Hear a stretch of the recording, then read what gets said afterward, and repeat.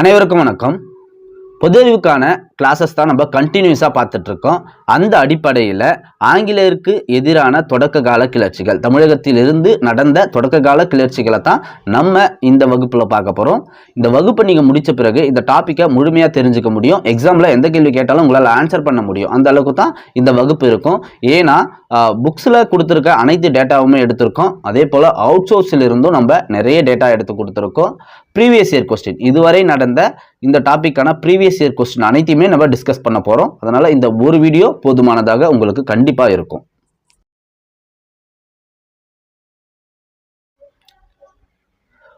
பாளையங்களும் பாளையக்காரர்களும். பாளையம்னா என்ன? பாளையம் என்பது ஒரு பகுதியோ ஒரு சிற்றரசையை குறிக்கும். ஒரு பகுதியோ ஒரு சிறிய சிற்றரசையை குறிப்பது தான் பாளையம் என்று சொல்கிறோம். இந்த பகுதிகளை ஆட்சி செய்பவர்கள் தான் பாளையக்காரர்கள். இவங்க எப்படி ஆட்சி செய்கிறாங்க? இப்போ ஒரு மன்னர் இருக்கிறார். அந்த மன்னர் பெரும் பகுதியை ஆட்சி செய்வது கஷ்டம். ஒரு பெரு நிலப்பரப்பை ஆட்சி செய்வது கஷ்டமா இருக்கு. இப்போ ஒரு 5 லட்சம் பேர் இருக்காங்கன்னு வச்சுக்க, அந்த 5 லட்சம் பேரையும் மன்னரால் ஆட்சி செய்வது கடினமாக இருக்கு. அதனால அவர் என்ன பண்றாருன்னா, இப்போ 1 லட்சம்னு ஒரு 5 பார்ட்டா பிரிச்சுக்கிறாரு. அந்த பெரும் பகுதியை சிறு சிறு பகுதியாக பிரிச்சிருக்காரு. பிரிச்சுட்டு அந்த ஒவ்வொரு சிறு பகுதிகளுக்கும் ஒரு அதிகாரியை மன்னர் நியமிக்கிறார். அந்த சிறு பகுதிகளுக்கு அதிகாரியை மன்னர் நியமிக்கிறார். அந்த அதிகாரிகள் தான் மன்னருக்கு பதிலாக ஆட்சி செய்கிறார்கள். அதாவது இப்போ வரி வசூலித்து மன்னரிடம் கொடுப்பது, அதே போல போர்க்காலத்தில் மக்களை ஒன்று திரட்டி நாட்டை பாதுகாப்பது, மக்களுக்கான நீதியை அந்த அதிகாரி தான் வழங்குகிறாரு. மக்களுக்கான நீதி வழங்குவது, மக்களை பாதுகாப்பது, இதெல்லாமே அந்த அதிகாரியோட வேலையா இருக்குது. இப்ப மன்னர் எதனா கட்டளை இட்டார்னா அதை நடைமுறைப்படுத்துவதும் இந்த அதிகாரியோட வேலையா தான் இருக்கு. இப்படி மன்னனுக்கும் மக்களுக்கும் இடையே நியமிக்கப்பட்ட அந்த அதிகாரி தான் பாளையக்காரர். பாளையக்காரனா யாருன்னு புரிஞ்சுங்களாங்க? மன்னனுக்கும் மக்களுக்கும் இடையே நியமிக்கப்பட்ட அந்த அதிகாரி தான் பாளையக்காரர். இந்தியாவில் இந்த பாளையக்கார முறை முதல்ல எங்கு நடைமுறையில் இருந்தது? எங்குனா தெலுங்கானா. இப்போ நம்ம தெலுங்கானான்னு சொல்றோம். அந்த காலகட்டத்தில் அது வாரங்கல் சொல்லியிருக்காங்க. அதை வாரங்கல் என்ற பகுதி. இந்த வாரங்கல்ல காக்கத்திய அரசுன்னு ஒரு அரசு ஆண்டுட்டு இருக்கு. அந்த அரசுல பிரதாபருத்திரன் என்ற ஒரு மன்னன், நல்லா பாருங்க, வாரங்கல்ல காக்கத்திய அரசு ஆட்சியில பிரதாபருத்திரன் என்ற மன்னர் தான் இந்த பாளையக்காரர் முறையை நடைமுறைப்படுத்தியிருக்கிறார். அப்ப தமிழ்நாட்டுல யாரு இந்த முறையை எடுத்துட்டு வந்தது? இந்திய அளவில் பார்க்க சொல்ல பிரதாபருத்திரன். தமிழ்நாட்டில் யார் எடுத்துட்டு வந்தா? விஸ்வநாத நாயக்கர். யாரு? விஸ்வநாத நாயக்கர் என்ற மன்னர் தான் இந்த பாளையக்கார முறையை நடைமுறைப்படுத்திருக்கிறார். அவருடைய அமைச்சர் அரியநாதனுடன், அதாவது விஸ்வநாத நாயக்கர் மதுரையின் நாயக்கராக 1529 ஆட்சி பொறுப்பேற்பார். பொறுப்பேற்ற பின்பு அவருடைய அமைச்சர் அரியநாதனுடன் சேர்ந்து ஒரு சிறந்த நிர்வாகத்தை தேடிக்கொண்டிருப்பார். ஒரு சிறந்த நிர்வாகத்தை கொண்டு நம்ம மதுரையை ஆள வேண்டும் என்று அவரு யோசிச்சுட்டு இருப்பாரு. அந்த டைம்ல தான் இந்த வாரங்கள்ல பின்பற்றிய பாளையக்கார முறையை நம்மளும் பின்பற்றி ஆட்சி செய்யலாம் சொல்லிட்டு தமிழ்நாட்டில் 1529 இந்த காலகட்டத்தில் இந்த பாளையக்காரர் முறையை விஸ்வநாத நாயக்கரும் அவருடைய அமைச்சர் அரியநாதனும் அறிமுகம் செய்கிறாங்க. இந்த விஸ்வநாத நாயக்கர் யார்? எப்படி நாயக்கர்கள் மதுரையை ஆட்சி செய்கிறாங்க அதையும் நம்ம கொஞ்சம் பின்னாடி போய் பார்க்கலாம். அதாவது விஜயநகர பேரரசு காலகட்டத்தில் அரசர்கள் என்ன பண்ணுவார்னா, தங்களுக்கு கீழே அதிகாரிகளை நியமிக்கிறாங்க. அந்த அதிகாரிகள் தான் இந்த நாயக்கர் அதிகாரிகளாக இருக்கிறாங்க. இந்த நாயக்கர்களை அதிகாரிகளாக நியமிக்கிறாங்க. பின்பு விஜயநகர அரசு அவங்களுடைய செல்வாக்கு குறைய தொடங்கிய பின்பு இந்த அதிகாரிகள் தங்களை சுயாட்சியாக அறிவித்துக் கொள்கிறார்கள். இந்த நாயக்கர் அதிகாரிகள் தங்களை சுயாட்சியாக அறிவித்துக் கொள்கிறார்கள். அப்படி அதிகாரிகளாக நியமிக்கப்பட்ட பகுதிகள் என்ன? தஞ்சை, மதுரை, செங்கிப்பட்டினம். இந்த 3 பகுதிகளுக்கும் நாயக்கர் அதிகாரிகள் நியமிக்கப்படுகிறார்கள். விஜயநகர அரசு வலுவிழந்த பிறகு இவங்க தங்களை அரசராக அறிவித்துக் கொண்டு நாயக்கர் வம்சத்தை தொடங்குகிறார்கள். அப்படித்தான் மதுரையும் நாயக்கர் வம்சம் ஆட்சி செய்கிறது. அதுல நாகம நாயக்கர், இவருடைய மகன் தான் இந்த விஸ்வநாத நாயக்கர். எப்படி மதுரையில நாயக்கர் வம்சம் ஆட்சி செய்யுதுன்னு பார்த்தோம். நாகம நாயக்கருடைய மகன் தான் விஸ்வநாத நாயக்கர். அவருடைய அமைச்சர் அரியநாதனுடன் ஒரு சிறந்த நிர்வாகத்தை நம்ம மதுரையை கொண்டு ஆள வேண்டும் என்று சிந்தித்த போதுதான் இந்த பாளையக்காரர் முறையை அவங்க பின்பற்றி ஆட்சி செய்கிறார்கள். இப்படித்தான் பாளையக்காரர் முறை தமிழ்நாட்டுக்கு வருது. பாளையம் என்ற சொல்லுக்கு ஒரு பகுதியோ ஒரு இராணுவ முகாமையோ அல்லது ஒரு சிற்றரசையை குறிக்கும். இதுதான் பாளையம் என்ற சொல்லுக்கான பொருள். ஒரு பகுதியோ இராணுவ முகாமையோ அல்லது சிற்றரசை குறிக்கும். தமிழ்ச்சொல் என்னன்னா, இறையாண்மை கொண்ட ஒரு பேரரசுக்கு கப்பம் கட்டும் குறுநில அரசை குறிப்பது. ஆமா, ஒரு அரசர், ஒரு மன்னர் இருப்பாரு, அவருக்கு கப்பம் கட்டக்கூடிய ஒரு சிறிய பகுதி தான் நம்ம இந்த பாளையம் சொல்றோம். அதுக்கு அதிகாரியாக ஒருத்தர் நியமிச்சாங்கன்னு சொன்னோம்ல, அவங்க தான் அந்த வரியை வாங்கி மன்னனுக்கு கொடுப்பாங்க. ஆங்கிலேயர்கள் எப்படி இவங்களை அழைச்சாங்க? இந்த பாளையக்காரர்களை ஆங்கிலேயர்கள் எப்படி அழைச்சாங்கன்னா போலிக்காரர் என்று அழைச்சாங்க. இதுக்கு என்ன மீனிங்? போலிக்காரர் என்பதற்கு பெரிய மீனிங்லாம் இல்லைங்க, ஒரு உச்சரிப்பு பிழை தான் அது. இப்போ பாளையக்காரன் சொல்றோம்ல, அது அவங்களால சரியா சொல்ல முடியல, அவங்க வந்து போலிக்காரன் சொல்லியிருக்காங்க. குறிப்பா வந்து மருது சகோதரர்களையும் கட்டபொம்மனையும் பிரிட்டிஷ் வந்து தங்களுடைய ஆவணங்கள்ல குறிக்கும் போது போலிக்காரர் என்று சொல்லியிருக்காங்க. அவங்களால சரியா உச்சரிக்க முடியல, அதனாலதான் போலிக்காரர் என்று ஆங்கிலேயர்கள் குறிப்பிட்டிருக்காங்க. அதுக்கு வேற எந்த பெரிய மீனிங்குமே இல்லை. இந்த பாளையக்காரர்கள் தான் வரி வசூலிப்பது, அது நிர்வாகத்தை நிர்வகிப்பது, வழக்குகளை விசாரிப்பது, சட்ட ஒழுங்கை பாதுகாப்பது, இதெல்லாமே இவங்களுடைய பணியாக இருந்திருக்கு. இந்த பாளையக்காரர் வந்து செஞ்சிருக்காங்க. இதுக்கு முன்னாடி ஒருத்தவங்க செஞ்சிருப்பாங்கல்ல, பாளையக்காரர் இப்பதான் வந்தாங்க, 1529 தான் தமிழ்நாட்டில் வந்து ஆட்சி செய்ய வராங்க பின்பற்றி. அதுக்கு முன்னாடி ஒருத்தவங்க செஞ்சிருப்பாங்கல்ல, அவங்களும் எப்படி அழைச்சிருப்பாங்க? அவங்கள வந்து சேர்வைக்காரர்கள், தலையாரிகள் என்று அழைச்சிருக்காங்க. சேர்வைக்காரர்கள், தலையாரிகள் என்று பாளையக்காரருக்கு முன் இந்த பணிகளை செய்தவர்களை சொல்லியிருக்காங்க. சேர்வைக்காரர்கள் என்றும் தலையாரிகள் என்றும். இவங்களுடைய காவல் வந்து படிக்காவல் என்று சொல்லியிருக்காங்க. இவங்களுடைய காவல் காக்கும் கடமை படிக்காவல், அரசு காவல். அது என்ன படிக்காவல், அரசு காவல்? படி என்பது எல்லையை குறிக்கின்ற ஒரு தமிழ் சொல். காவல் என்பது பாதுகாப்பு, அதாவது எல்லையை பாதுகாப்பது இவர்களுடைய பணியாக இருந்திருக்கு, பாளையக்காரர்களுடைய பணியாக இருந்திருக்கு. அரசு காவல், அரசு என்பது அரசாட்சியை குறிக்கும். அரசுனா மன்னரை குறிக்கும், மன்னரை பாதுகாப்பதும் இவர்களுடைய பணியாக இருந்திருக்கு. அதனால அரசு காவல், படிக்காவல் என்று இவங்களுடைய காவல் காக்கும் கடமையை சொல்லியிருக்காங்க. மொத்தம் தமிழ்நாட்டில் 72 பாளையங்களாக பிரித்து ஆட்சி செஞ்சிருக்காங்க. 72 பாளையங்கள். அதில் கிழக்கு பாளையம், மேற்கு பாளையம் என்று இரண்டாக பிரிச்சிருக்காங்க. மேற்கு பாளையம், கிழக்கு பாளையம் என்று இரண்டாக பிரிச்சிருக்காங்க. அந்த பாளையங்கள் பாருங்க. மேற்கு பாளையம், மேற்கு பாளையம் என்பது திருநெல்வேலி பகுதியை சுற்றியுள்ள, திருநெல்வேலியின் மேற்கு பகுதியை சுற்றியுள்ள பாளையங்கள்ல தான் மேற்கு பாளையம் சொல்றோம். ஊத்துமலை, தலைவன்கோட்டை, நடுவங்குறிச்சி, சிங்கம்பட்டி, சேத்தூர், இதெல்லாமே மேற்கு பாளையம், திருநெல்வேலியின் மேற்பகுதியில் உள்ள பாளையங்கள். இங்க வந்து இருந்தவங்க யாருன்னா மறவர் குறுநில மன்னர்கள்.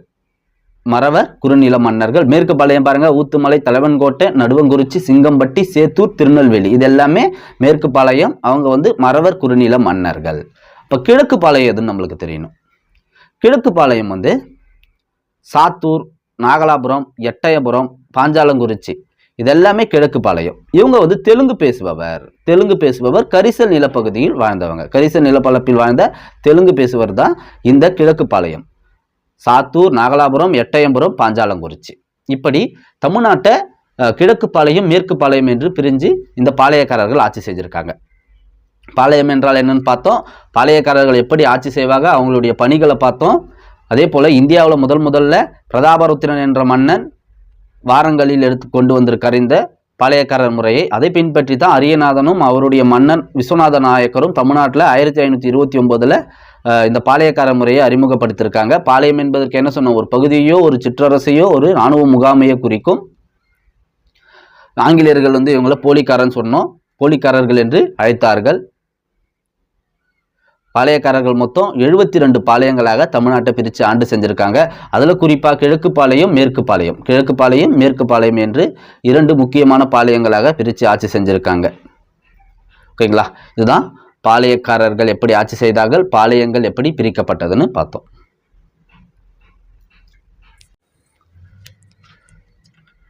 பிரிட்டிஷை எதிர்த்த பாளையக்காரர்களை நம்ம வரிசையா பார்த்துட்டு வரலாம். பூலித்தேவர், வேலுநாச்சியார், கட்டபொம்மன், மருது சகோதரர்கள், தீரன் சின்னமலை, வேலூர் புரட்சி, இதெல்லாமே நம்ம பார்க்க போறோம். முதல்ல பிரிட்டிஷை எதிர்த்த தமிழர் யாருன்னா பூலித்தேவர். இவர் தான் முதலாக ஆங்கிலேயர்களை எதிர்த்திருக்கார். இவர் எப்போ பிறந்தார்னா 1715 செப்டம்பர் 1 பிறந்திருக்காரு. இவருடைய இயற்பெயர் என்னன்னா காத்தப்பன் என்பது இவருடைய இயற்பெயர். அப்ப ஏன் இவருக்கு பூலித்தேவர்னு சிறப்பு பெயர் கொடுத்திருக்காங்க? பூலித்தேவர் என்பது புலியை கொன்றதால் அவருக்கு கொடுத்திருக்காங்க. இவர் வந்து புலியை கொண்டிருக்காரு, அதனாலதான் இவர் பூலித்தேவர்னு ஒரு சிறப்பு பெயர் கொடுத்திருக்காங்க. இவர் ஆட்சி செய்த பகுதி வந்து திருநெல்வேலியின் நெற்கட்டும் செவ்வல் எனும் பகுதியை ஆட்சி செய்திருக்கார். ஆங்கிலேயரை எதிர்த்த முதல் எதிர்ப்பு இவரிடம் தான் வெளிப்பட்டு இருக்கு. இப்போ நம்ம பிரிட்டிஷை தானே இவர் எதிர்க்க போறாரு.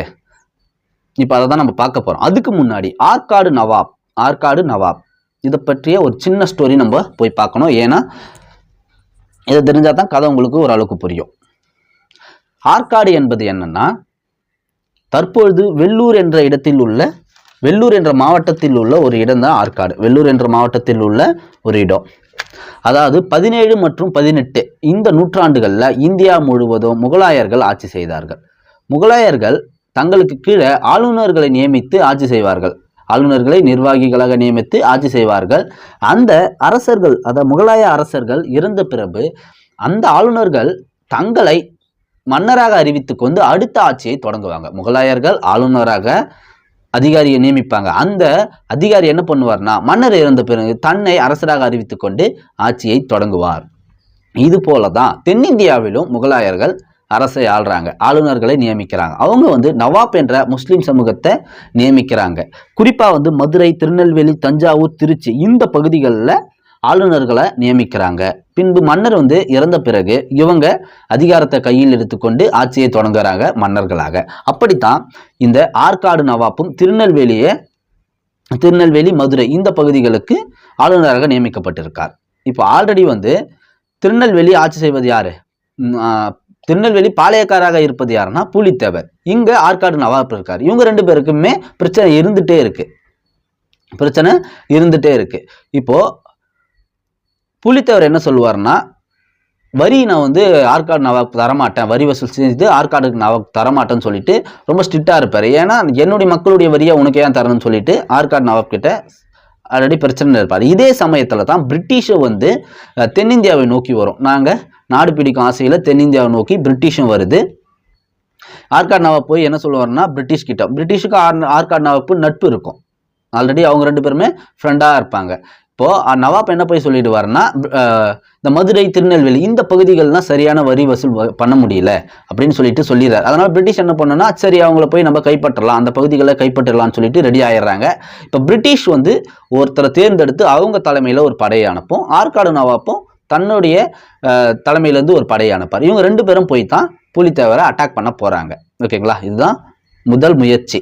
இப்போ பிரிட்டிஷ் அனுப்புற அந்த தலைமைக்கு தலைவராக இருந்தவராருன்னா கர்னல் ஹெரேன், இவர் தான் போறாரு. கர்னல் ஹெரேன் தலைமையில் தான் அவர் படையை அனுப்புறாங்க. அதே போல ஆற்காடு நவாப் யாரை அனுப்புறாருன்னா, தன்னுடைய சகோதரர் மாபுஸ்கான் என்பவரை அனுப்புறாரு. இவங்க 2 பேரும் சேர்ந்து தான் 1755 மார்ச்ல திருநெல்வேலிக்கு போறாங்க. யாரு? கர்னல் ஹெரேன் தலைமையிலையும் ஆற்காடு நவாப் தன்னுடைய சகோதரர் மாபுஸ்கான் தலைமையிலையும் 1755 மார்ச் மாதம் திருநெல்வேலிக்கு போறாங்க. திருநெல்வேலியை அவங்க கைப்பற்றத்துக்கு முன்னாடி மதுரையை கைப்பற்றிடுறாங்க. மதுரையை ஈஸியா கைப்பற்றிடுறாங்க. இப்போ பிரிட்டிஷ் என்ன சொல்லுதுன்னா, நீங்க அடுத்து திருநெல்வேலியை அட்டாக் பண்ணுங்கன்னு சொல்லிடுது. ஆனா அந்த கர்னல் ஹெரேன் இருக்கார்ல, இவர் கொஞ்சம் யோசிக்கிறாரு. ஏன்னா பூலித்தேவன் வந்து சாதாரணமான ஆளாலாம் அங்க இல்லை, பெரிய செல்வாக்கு மிகுந்த ஒரு நபராக இருக்காரு. அந்த மறவர் சமூகத்தை சேர்ந்த அனைத்து பாளையங்களும் பூலித்தேவருக்கு சப்போர்ட்டா இருக்கு. அதனால அவரை ஈஸியா அட்டாக் பண்ண முடியாதுன்னு அந்த ஹெரேனுக்கு தெரியுது. அதனால இவர் அட்டாக் பண்ண மாட்டாரு. அது மட்டும் இல்லாம அவங்களுக்கு ஊதிய பிரச்சனை இருக்குது, அந்த படை வீரர்களுக்கு ஊதிய பிரச்சனை இருக்குது. பீரங்கி இல்லை, ஆல்ரெடி மதுரை அட்டாக் பண்ணிட்டு டயர்டா இருக்காங்க. இந்த காரணத்தினால ஹெரேன் வந்து பூலித்தேவரை அட்டாக் பண்ணல, பின்வாங்கிறாரு. நான் அட்டாக் பண்ண மாட்டேன்னு சொல்லிட்டு, போரிட மாட்டேன்னு சொல்லிட்டு பின்வாங்கிறாரு. இந்த முதல் மோதல் வந்து இங்க தான் நடக்குது, பூலித்தேவனுக்கும் பிரிட்டிஷுக்கும். இந்த முதல் மோதல்லே பூலித்தேவன் ஜெயிக்கிறாரு, ஹெரேன் பின்வாங்கி போயிடுறாரு. இப்போ பின்வாங்க வந்து அசிங்கம் தானே பிரிட்டிஷுக்கு. அதனால அந்த ஹெரேனை வந்து அவங்க பணி நீக்கம் செய்து அனுப்பிடுறாங்க. இப்போ பிரிட்டிஷ் வந்து இன்னும் வந்து கோபம் அதிகமாயிடுச்சு. பூலித்தேவனை நம்ம அட்டாக் பண்ணியே ஆகணும்னு சொல்லிட்டு ரெடி ஆயிட்டாங்க. அதே சமயம் பூலித்தேவரும் உஷாராக மாறுறாரு. எப்படியும் பிரிட்டிஷ் வந்து நம்மளை அட்டாக் பண்ணோம், ஏன்னா முதல் முயற்சி எடுத்திருக்காங்க, 2வதா கண்டிப்பா அட்டாக் பண்ணணும்னு பூலித்தேவருக்கு தெரிஞ்சு. அப்ப பூலித்தேவர் என்ன பண்றாருன்னா, தன்னுடைய ஆதரவை பெருக்கிறாரு. இவர் தான் ஆல்ரெடி இந்த மேற்கு பகுதியில பலமாக இருக்காருல்ல, அது மட்டும் இல்லாம தான் சமூக மறவர் அந்த பாளையக்காரர்களை ஒன்றிணைக்கிறாரு. அப்படி ஒன்றிணைக்கும் போது நிறைய பாளையங்கள் வந்து இவருக்கு சப்போர்ட் பண்ணுது. அந்த பாளையங்கள்லாம் சொல்ற, நோட் பண்ணிக்கோங்க. நான் சொல்ற ஒரு சில விஷயம் இதுல இருக்காது, நீங்க ஹிண்ட் எடுத்துக்கங்க. எந்தெந்த பாளையெல்லாம் புலித்தேவருக்கு ஆதரவு கொடுக்குது கொடுக்கலன்னு பார்க்கலாம். செத்தூர் வந்து இவருக்கு ஆதரவு கொடுக்குது. சிங்கம்பட்டி இதுவும் ஆதரவு கொடுக்குது. சிங்கம்பட்டி ஆதரவு கொடுக்குது. தலைவன் கோட்டை, நடுவக்குறிச்சி, இந்த பாளையங்கள்லாம் இவருக்கு ஆதரவு கொடுக்குது. இது வந்து மறவர் பாளையங்கள். இது எல்லாமே மறவர் பாளையங்கள். அவருக்கு ஆதரவு கொடுக்கிற பாளையங்கள். இவருக்கு ஒரு சில பாளையங்கள் எதிராகவும் நிற்குது. எதிராகவும் நிற்கல, ஆதரவு கொடுக்கல, பிரிட்டிஷுக்கு ஆதரவு கொடுக்குது. அந்த பாளையங்கள்லாம் பார்க்கலாம். எட்டயபுரம், பாஞ்சாலங்குறிச்சி, ராமநாதபுரம், புதுக்கோட்டை, சிவகிரி, இந்த பாளையம்லாம். சிவகிரி நல்லா பாருங்க. சிவகிரி, எட்டயபுரம், பாஞ்சாலங்குறிச்சி, ராமநாதபுரம், புதுக்கோட்டை, இந்த பாளையங்கள்லாம் புலித்தேவருக்கு சப்போர்ட் பண்ணல. இதுல ராமநாதபுரமும் புதுக்கோட்டையும் ஆங்கிலேயருக்கே ஆதரவு கொடுக்குது. இந்த பாளையங்கள் எல்லாமே ஆதரவும் கொடுக்கல, புலித்தேவருக்கு எதிராகவும் நிக்கல, பிரிட்டிஷுக்கு சப்போர்ட் பண்ணல. ஓகேங்களா, ரெண்டு கான்செப்டா புரிஞ்சுங்க. ராமநாதபுரம், புதுக்கோட்டை பிரிட்டிஷ் சப்போர்ட் பண்ணுது. சிவகிரி, எட்டயபுரம், பாஞ்சாலங்குறிச்சி இது வந்து பிரிட்டிஷுக்கு சப்போர்ட் பண்ணல, புலித்தேவருக்கு சப்போர்ட்டும் பண்ணல. ஓகேங்களா, அப்போ நடுவா நின்னுறாங்க. இப்படி புலித்தேவருக்கு ஆதரவாகவும் பிரிட்டிஷுக்கு ஆதரவாகவும் பாளையங்கள் தனித்தனியா நிக்குது. ஓகேங்களா, பிரிட்டிஷ் இது மட்டும் இல்லாம இங்க பாருங்க, புலித்தேவர் என்ன பண்ணுவாரோ, ஹைதர் அலி இருக்கார்ல, இவருடைய சப்போர்ட்டை பெற நினைப்பாரு. அதே போல பிரெஞ்சுக்காரர்களுடைய சப்போர்ட்டை பெற நினைக்கிறார். பிரெஞ்சுக்காரர்களுக்கும் பிரிட்டிஷுக்கும் சண்டை இருக்கு. அதனால பிரெஞ்சுக்காரர்கள் போய் நம்ம கேட்டா நம்மளுக்கு சப்போர்ட் பண்ணுவாங்கன்னு புலித்தேவர் நினைக்கிறாரு. ஹைதர் அலி ஏன் சப்போர்ட் பண்ணுவாங்கன்னா, திருநெல்வேலிக்கு அடுத்தது வந்து இந்த மைசூர் தான் இருக்கும். ஓகேங்களா, அப்ப திருநெல்வேலி ஜெயிஸ்டா எடுத்து பிரிட்டிஷ் என்ன பண்ணும், மைசூரை தான் பிடிக்கும். அப்போ நம்ம ஹைதர் அலி கிட்ட போய் நம்ம கேட்டா ஹைதர் அலி நம்மளுக்கு ஹெல்ப் பண்ணுவார்னு புலித்தேவர் பாக்குறாரு. ஆனா ஆல்ரெடி இவங்க மராத்தியரோட சண்டையில இருக்காங்க, மராத்தியரோட சண்டை போட்டிருக்காங்க. அந்த டைம்ல நான் உங்களுக்கு ஆதரவு கொடுக்க முடியாது, நாங்களே சண்டையில இருக்கோம்னு சொல்லிட்டு அவங்க ஆதரவு கொடுக்கல. ஓகேங்களா, இப்போ புலித்தேவரனுடைய படை ரெடி ஆயிடுச்சு. ஆல்மோஸ்ட் அவரு ஒரு கூட்டமைப்பை உருவாக்கிட்டாரு. இப்ப பிரிட்டிஷ் என்ன பண்ணுதுன்னா, அவங்க வந்து அந்த அனுப்புற நபர், புலித்தேவரை எதிர்க்க அனுப்புற நபர் யாருன்னா மாபூஸ் கான். கர்னல் எரேன் கூட அனுப்பப்பட்ட ஆற்காடு நவாபினுடைய சகோதரர் மாபூஸ் கானை தான் இந்த டைம் அவங்க ரெடி பண்றாங்க. மாபூஸ் கானை ரெடி பண்ணி வச்சுக்கிறாங்க. பிரிட்டிஷ் வந்து 1000 சிப்பாய்களை தருது, 1000 சிப்பாய்களை தருது. அதே போல வந்து தன்னுடைய சகோதரருக்கு ஆற்காடு நவாப் வந்து 600 சிப்பாய்களை தராரு. மொத்தம் 1600 பேரோட மாபூஸ் கான் ரெடி ஆகுறாரு. அதே போல கர்நாடகா பகுதிகளில் இருந்த குதிரைப்படை, காலப்படை இது எல்லாமே வந்து மாபூஸ் கானுக்கு தான் சப்போர்ட் பண்றாங்க. ஏன்னா கர்நாடகா என்பது பிரிட்டிஷ் கையில் இருக்கிற ஒரு பகுதி. அதனால இவங்களும் மாபூஸ் கானுக்கு சப்போர்ட் பண்றாங்க. ஓகேங்களா, இப்போ ரெண்டு தலைமையிலையும் படை ரெடி ஆயிடுச்சு. ரெண்டு களக்காடு என்ற இடத்துல போர் நடக்க போகுது. ரெண்டு பேரும் களக்காடு என்ற இடத்துக்கு வந்துடுறாங்க. இப்போ எதிர்பாராத விதமாக புலித்தேவருக்கு இன்னொருத்தர் சப்போர்ட் பண்றாரு. அவர் யாருன்னா திருவிதாங்கூர் மன்னர். இவர் ஒரு 2000 வீரர்களை அனுப்புறாரு, களக்காட்டுக்கு அனுப்பி புலித்தேவருக்கு சப்போர்ட்டாக இருக்கிறாரு. இப்போ ரெண்டு பேருமே ரெடி ஆயிட்டாங்க. ரெடி ஆயிட்டு ரெண்டு பேருமே போர்ல ஈடுபடுறாங்க. இந்த போர்ல யார் ஜெயிக்கிறாங்கன்னா புலித்தேவர் ஜெயிச்சிடறாரு. ஓகேங்களா, புலித்தேவர் ஜெயிச்சிடறாரு. மாபூஸ் கான் தோற்கடிக்கப்படுகிறார். களக்காட்டு போர் ரொம்ப முக்கியம். களக்காடு போர்ல புலித்தேவர் ஜெயிக்கடிக்கப்படுகிறார், மாபூஸ் கான் தோற்கப்படுகிறார். ஓகேங்களா, ரெண்டு முறை முதல்ல போரிடாமலே தோக்குறாங்க பிரிட்டிஷ், இரண்டாவது முதல்ல போரிட்டு தோக்குறாங்க. அப்போ இன்னும் அவங்களுடைய கோபம் அதிகமாகுது. இப்போ மூன்றாவதா அவங்கள கண்டிப்பா நம்ம ஜெயிச்சாகணும்னு சொல்லிட்டு பிரிட்டிஷ் ரெடியா இருக்கிறாங்க. இந்த டைம் அனுப்புறாங்க இன்னொரு நபரை. அவர் யாருன்னா மருதநாயகம், யூசப் கான் என்று அழைக்கப்படுகிற மருதநாயகம். இவர் ஒரு தமிழர், ஒரு தமிழரே அனுப்புறாங்க. இவர் பிரிட்டிஷ் படையில இருந்த ஒரு திறமையான அதிகாரி, பிரிட்டிஷோட அந்த இராணுவ படையில இருந்த ஒரு திறமையான அதிகாரி. இவரை அனுப்பி நம்ம புலித்தேவனை ஜெயிக்கணும்னு சொல்லிட்டு தயார் பண்றாங்க. இந்த மருதநாயகத்தை பத்தி கொஞ்சம் பார்க்கலாம். இந்த மருதநாயகம் யாருன்னா ராமநாதபுரம் மாவட்டத்தை சேர்ந்தவர். ராமநாதபுரம் மாவட்டத்தை சேர்ந்தவர். புதுச்சேரியில இருக்கும்போது முஸ்லீம் மதத்திற்கு மாறுறார். புதுச்சேரியில் இருக்கும்போது முஸ்லீம் மதத்துக்கு மாறுறாரு. இவர் வந்து திருச்சிராப்பள்ளி முற்றுகையில் பங்கேற்றிருக்காரு. 1552-54 நடைபெற்ற திருச்சிராப்பள்ளி முற்றுகையில பங்கேற்றிருக்காரு. 1556 61 இந்த காலகட்டத்தில் மதுரையின் ஆளுநராகவும் இருந்திருக்காரு.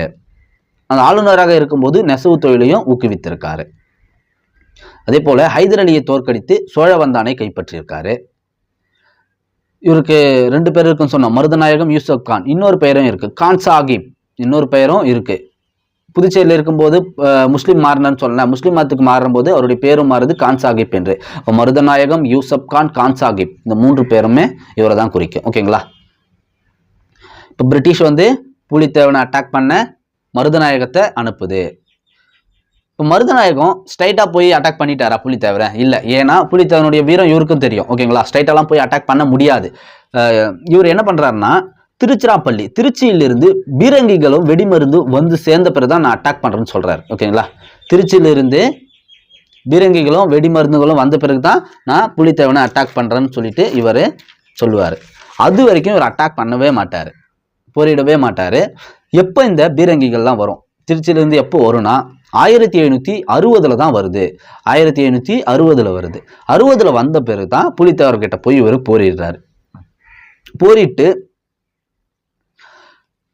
கிட்டத்தட்ட அந்த போர் வந்து குறிப்பாக வந்து நெற்கட்டு சேவல் இருக்குல்ல, அவருடைய பகுதி திருநெல்வேலியின் நெற்கட்டும் சேவல் இருக்குல்ல, அந்த இடத்த இவர் போரிடுறாரு. அந்த கோட்டை முற்றுகையிட நடத்திய தாக்குதல் வந்து 2.5 மாதம் நீடி இருக்குங்க. இந்த நெற்கட்டு சேவலுடைய தாக்குதல் வந்து 2.5 மாதம் நடந்திருக்கு. அப்போ அவருடைய வீரம் என்னன்னு பாருங்க. 2.5 மாதம் வரைக்கும் போர் நடந்ததுன்னா பீரங்கியோட நடத்தியிருக்காங்க. அப்போ அந்த பீரங்கியை எடுத்து அவர் 2.5 மாதம் சமாளிச்சிருக்காருன்னா அவர் எவ்வளோ பெரிய படையை வைத்திருப்பாருன்னு பாருங்க.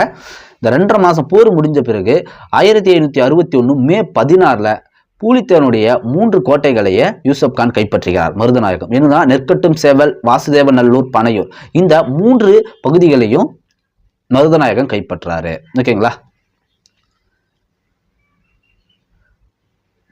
கைப்பற்ற உடனேயும் புலித்தேவர் என்ன பண்ணுவார்னா தப்பிச்சிடுறாரு. புலித்தேவர் மாட்டல, மருதநாயகம் கையை மாட்டல. இவர் வந்து கோட்டைகள்லாம் கைப்பற்றிடுறாரு. இப்போ நம்ம இருந்தால் வேலைக்காகுன்னு சொல்லிட்டு என்ன பண்றாருன்னா புலித்தேவர் வந்து அந்த இடத்துல இருந்து தப்பிச்சு போயிடுறாரு.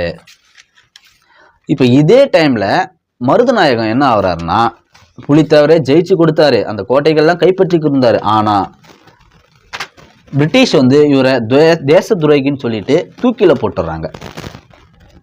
தங்களுக்கு எதிராக தேச துரோகத்தில் ஈடுபடுத்தாக யூசப் கான் மீது நம்பிக்கை துரோகம் குற்றம் சுமத்தப்பட்டு 1764 தூக்கிலிடப்பட்டார். ஏன்னா இவர் வந்து மதுரையின் ஆளுநராக இருக்கும்போது அந்த மக்களுடைய பிரச்சனைலாம் இவர் போய் கேட்பாரு. அப்போ பிரிட்டிஷ் நிறைய வரி விதிக்குது. முதல்ல பிரிட்டிஷுக்கு சப்போர்ட்டா தான் இவர் இருக்காரு, அந்த இராணுவத்துல தான் வேலை செய்யறாரு. யூசப் கானை புலித்தேவனை ஜெயிச்சு அந்த பகுதிகளெல்லாம் கைப்பற்றிடுறாரு. அப்போ அந்த மக்களிடம் போய் ஒரு பிரச்சனைலாம் கேட்கும்போது பாளையக்காரர்கள் ஆட்சி முறையிலேயே மக்கள் நல்லா இருந்திருக்காங்க. பிரிட்டிஷ் வந்து நிறைய வரி விதிக்கிறாங்க. இந்த பிரச்சனை எல்லாம் யாருக்கு மருதநாயகத்துக்கு தெரிய வருது. இப்போ இவர் வந்து பாளையக்காரர்கள் சப்போர்ட்டா மாறுறாரு. இவரும் ஒரு பாளையக்காரர்களோட பேச்சு நடத்தி பிரிட்டிஷை எதிர்க்கிறதுக்கு இவரும் தயாராக முன் வராரு. ஆனா அந்த சமயம் பிரிட்டிஷுக்கு மருதநாயகத்தை பத்தி தெரிய வருது. மருதநாயகத்தை தேச துரோகி என்று குற்றம் சுமத்தி 1764 தூக்கிலிடுறாங்க. பிரிட்டிஷுக்கு சப்போர்ட்டா இருந்த ஆள் தான் பின்பு மக்களுக்கு நம்ம மக்களுக்கு இவர் சப்போர்ட்டா மாறதுனால இவரை தூக்கில போட்டுறாங்க 1764. ஓகேங்களா, இப்போ இவரை தூக்கில போட்டுறாங்கல்ல, யார மருதநாயகத்தை கொன்னுறாங்க. இது வந்து புலித்தேவருக்கு தெரிய வருது. மீண்டும் புலித்தேவர் வந்து தன்னுடைய பகுதிகளை கைப்பற்றார். நெற்கட்டு சேவலை 1764 மீண்டும் கைப்பற்றார். ஏன்னா இவர் மருதநாயகம் இறந்துடுறான்னு சொல்லிட்டு தெரிய வந்ததால இவர் வந்து அந்த பகுதிகளை கைப்பற்றி திரும்பவும் தன்னுடைய ஆட்சியை நடத்துறார் புலித்தேவர். ரொம்ப நாள்லாம் இல்லைங்க, 1764 பிடிக்கிறாரு. மீண்டும் 1767 கேப்டன் கேம்பல் என்பவரை பிரிட்டிஷ் நியமிக்குது புலித்தேவரை தோற்கடிக்க. அதன் மூலம் புலித்தேவன் வந்து தோற்கடிக்கப்படுகிறார். 1767 தோற்கடிக்கப்பட்டு அந்த பகுதிகளை கைப்பற்றிடுறாங்க. யாரு? பிரிட்டிஷ். இவர் வந்து தப்பிச்சிடறாரு, மறுபடியும் தப்பிச்சிடறாரு. ஆனா மறுபடியும் தப்பிச்சு என்ன ஆனாரு, எங்க போனாரு, எந்த ஒரு தகவலும் நமக்கு இல்லை, எந்த ஒரு தகவலும் இல்லை. அவ்வளவுதான். கடைசியா புலித்தேவனுடைய வரலாறு இங்கேயே முடியுது. ஓகேங்களா, கேப்டன் கேம்பல் என்பவரால் தோற்கடிக்கப்பட்டு நாடெந்த நிலையில் இவர் தப்பிச்சு காலமாயிடுறாரு 1767. இதுதாங்க புலித்தேவன் பிரிட்டிஷை எதிர்த்த வரலாறு. இவருடைய படையில ஒண்டி வீரன் என்ற ஒரு வீரர் இருக்கார். யார் இந்த ஒண்டி வீரன்? புலித்தேவர் வந்து நிறைய படை வச்சிருப்பார். அவர் ஒரு படையெல்லாம் வச்சிடல. ஏன்னா அவர் அவ்வளவு பெரிய ஒரு வீரராக இருக்கிறதுக்கு காரணம் வந்து அவருடைய படைகள் தான். நிறைய படைகள் வைத்திருக்காரு. அந்த படையோட ஒரு பிரிவுக்கு தலைமையேற்றவர் தான் இந்த ஒண்டி வீரன். அந்த படைப்பிரிவுகள் ஒன்றுக்கு தலைமையேற்றவர் தான் இந்த ஒண்டி வீரன். இவருடைய கையை வெட்டுறாங்க போர்ல. இவருடைய கையை வந்து வெட்டிடுறாங்க. இருந்தாலும் அவர் போர்க்களத்துக்கு போகாம பல பேருடைய தலையை வீழ்த்துறாரு. ஒரு சமயத்துல சக வீரர்கள்லாம் என்ன சொல்றாங்கன்னா, உன் கை எழுந்துட்டேன், போய் உட்காரு அப்படின்னு சொல்லும். இவ்வளவு பேருடைய தலையை கொண்டதுக்கான பரிசு தான் என்னுடைய ஒரு கை இழப்புன்னு சொல்லிட்டு வீரமா சொல்றாரு. ஓகேங்களா, இந்த ஒண்டி வீரன். பிரிட்டிஷை எதிர்த்த பூலித்தேவனுடைய வரலாறு இதுதாங்க. முழுமையாக நம்ம பார்த்து முடிச்சிருக்கோம். முதல் எதிர்ப்பு ஹெரெயின், பூலித்தேவனுக்கும் ஹெரெயினுக்கும் நடந்திருக்கு. அந்த முதல் எதிர்ப்பில் பின்வாங்கிடுறாங்க, பிரிட்டிஷ் வந்து போரிடாமலே பின்வாங்கிடுறாங்க. இரண்டாவது எதிர்ப்பு களக்காட்டில் மாபுஸ்கான் தலைமையில் நடைபெற்றிருக்கு. அதில் வந்து பூலித்தேவன் ஜெயிச்சிடறாரு, மாபுஸ்கான் தோற்கடிக்கிறாரு. அடுத்த எதிர்ப்பு மருதுநாயகத்தை அனுப்புகிறாங்க. மருதுநாயகம் பூலித்தேவனை வெற்றி பெறாரு. வெற்றி பெற்று நெற்கட்டும் சேவல், பனையூர், வாசுதேவநல்லூர் இந்த 3 பகுதிகளையும் கைப்பற்றிடுறாங்க. பின்பு பூலித்தேவன் அங்கேருந்து தப்பித்தர்றாரு.